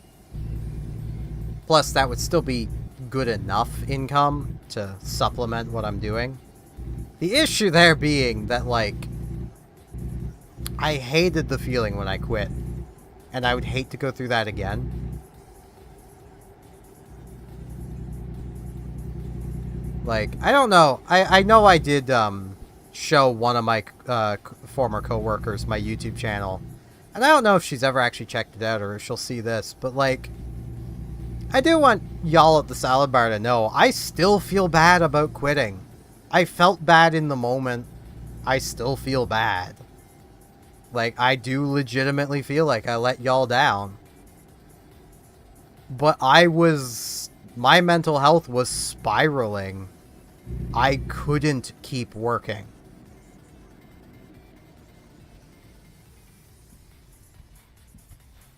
That was my problem. Like, and I mean, I'm sure I could have probably talked to the Fresh Side manager and been like, hey, you know, can I have, like, stress leave, you know, unpaid leave for, like, a couple months and then come back and, you know, do that every now and again. But, like, once again, I know doing that kind of thing, like, it would be frowned upon, and it would also reflect badly upon my sister, who, like I said, needs the job and needs 40 hours. Like, and it would also reflect badly upon anyone else she tried to recommend if I had been a pain to deal with.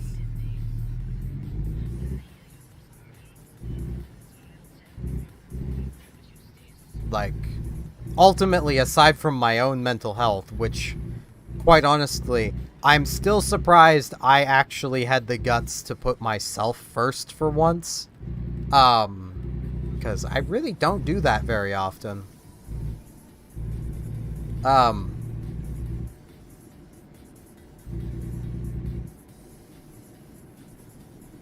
The only person I was really thinking about was my sister, and making sure that anything I did wouldn't negatively impact her.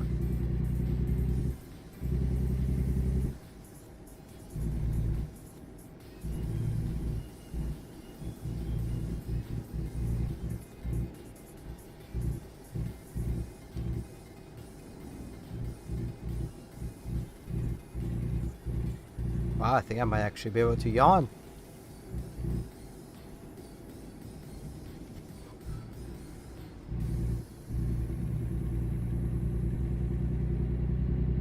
Is the road opening up to 2 lanes? Ah, yes, lanes!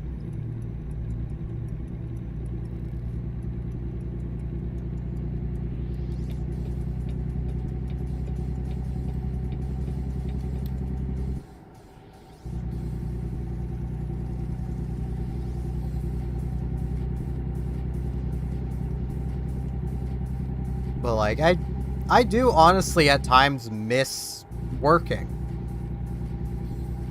And I'll be real, last year in, I think it was the end of September, when Nova Scotia got hit by a really nasty hurricane that knocked out power here for like a week, I really missed working then, because I had literally nothing to do for an entire week.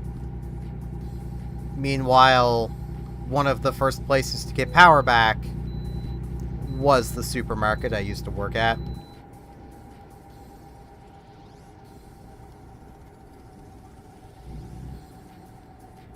So I literally could have, you know, kept working. I would have had something to do.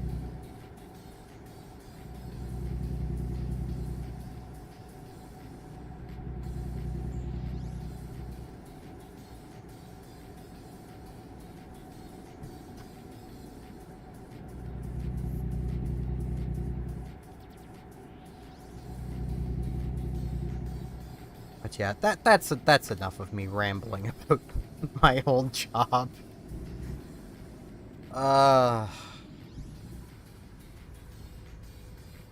The issues I had with that job still bug me. 'Cause, like, oof.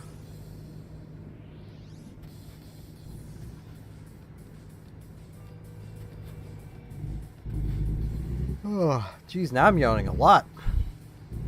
It's a good sign. Maybe I can actually sleep soon.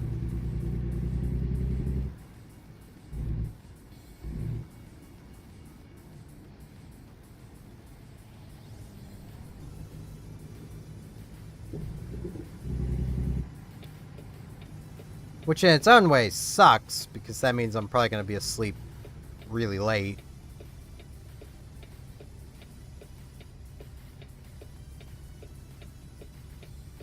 because I am terrible at napping. I'm as bad at napping as I am at sleeping.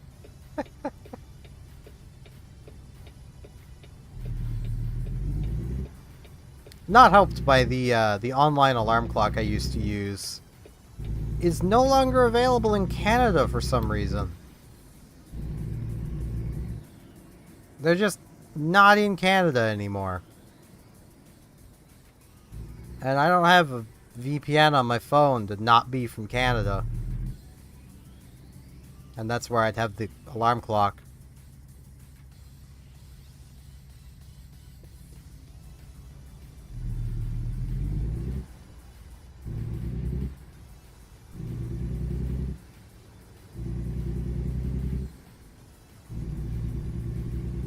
Which, you know, kind of sucks. I legitimately do not know why it no longer serves Canada.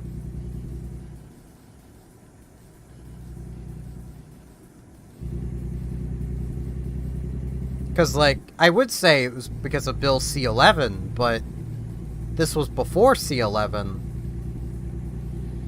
And I don't think it would have been impacted by C-11.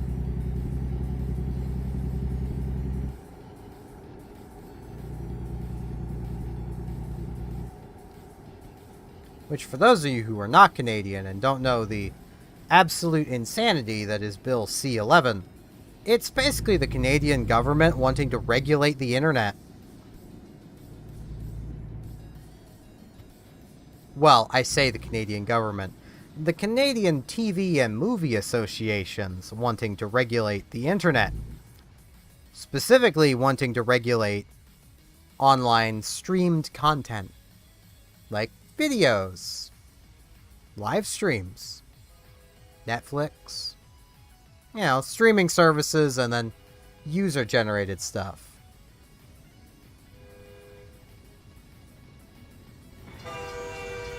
Oh, it's a train. I thought a car behind me was honking at me.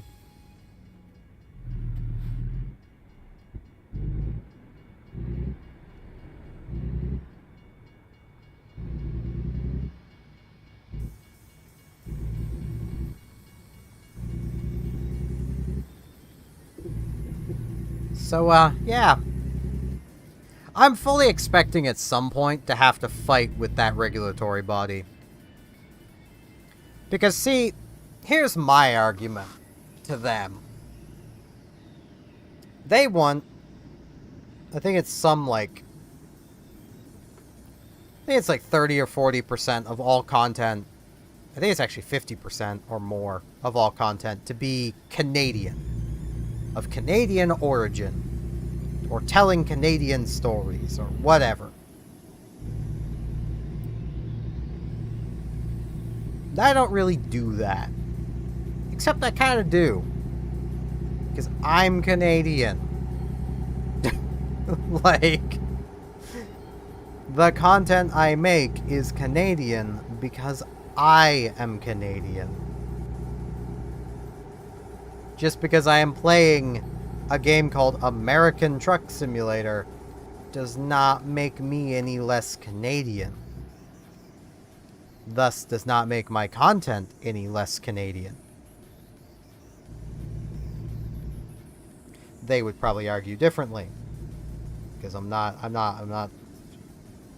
you know, telling, I don't know, some Native American story.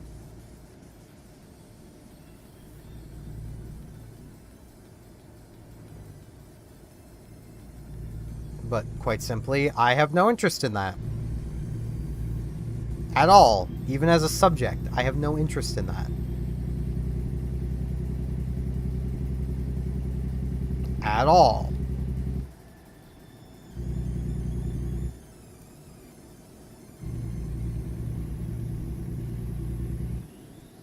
I mean, hell, if this game wasn't oddly relaxing, I probably wouldn't play it, because guess what? I have basically no interest in trucks.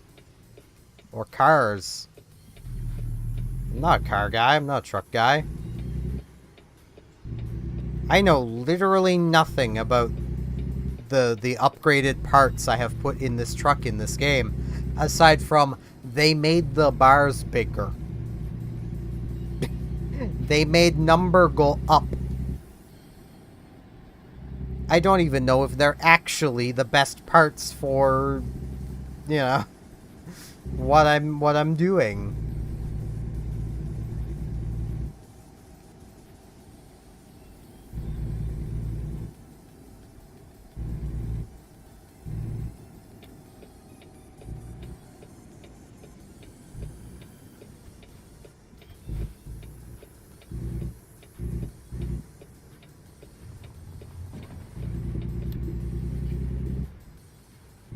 Because, well, once again, I'm not a truck person.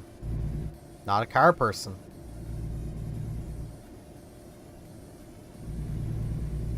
I kind of know my way around a bicycle. Like, that's about where my vehicle knowledge ends.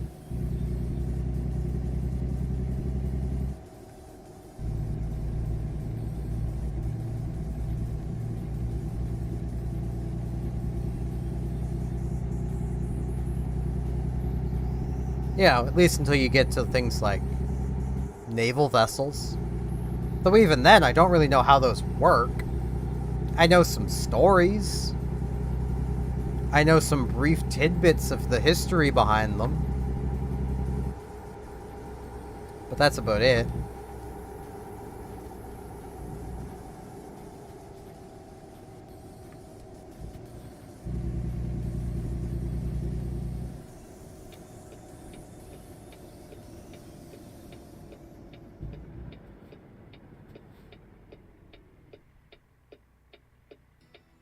Wait.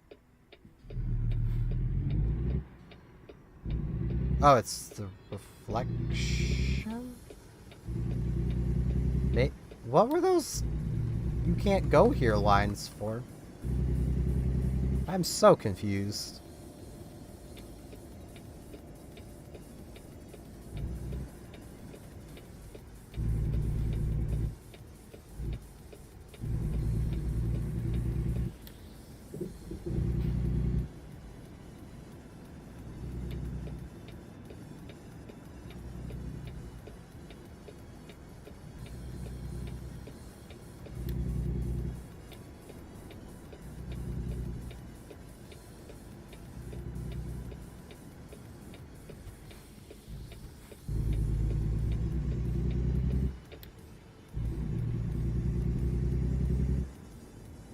And even then, like, most of my knowledge of, like, warships comes from World of Warships.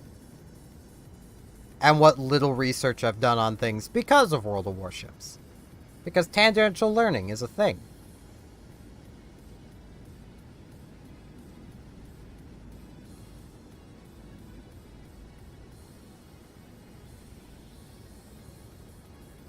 Quite simply, one of the only things that actually interests me is video games. Like, I'm not someone with a lot of interests. And, well, let's be fair, a lot of games made in Canada are not great.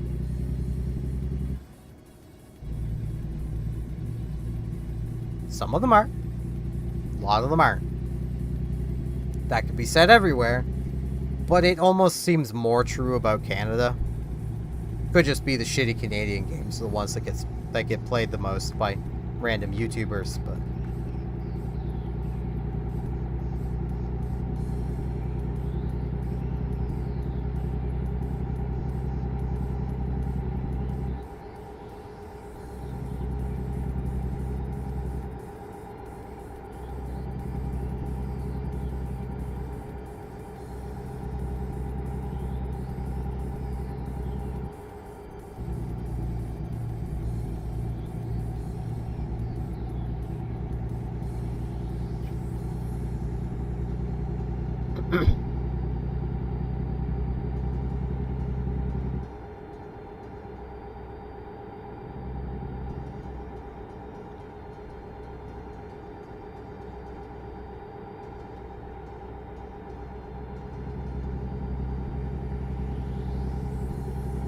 Like, I definitely get the feeling I'm eventually gonna have a run-in with the regulatory bodies up here in Canada.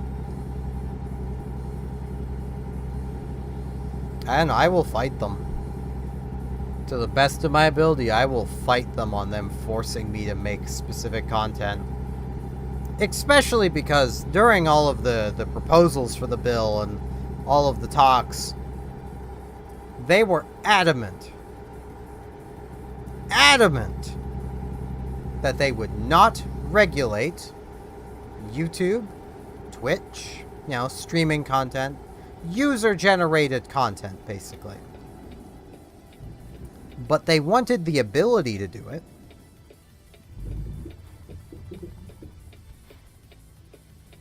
So basically, they don't want to do it, but they want to have that in their back pocket.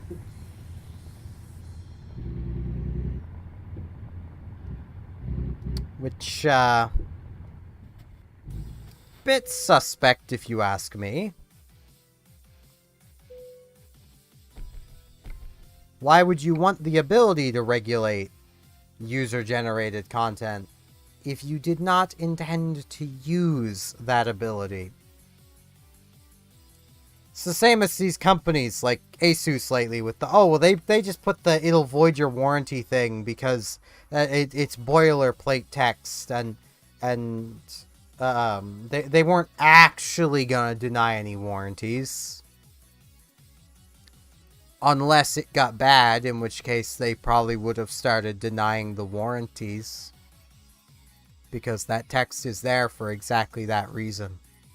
It's so they can, if they have to. Or feel like they have to, anyway. Because let's be honest, this is Asus. They could afford to... They could afford to cover every warranty for everything they've made. Well, every warranty request. Because, the warranty requests are greatly outweighed by the number of parts that don't break. But where I am yawning, which means I'll probably actually start feeling tired soon, I'm going to end the stream off here. A bit short, I do apologize for that, but I also haven't slept, so I might do another stream later today, but I may not count that towards my 150 streams this year, which is another goal I set for myself. I've not even streamed 30 times yet this year. This month will contain over half of my streams for this year, if I can keep to streaming every day. It's already 5% of, 10% of them, really. I think. 1/5 of them. Whatever that works out to be. 20%? 20%.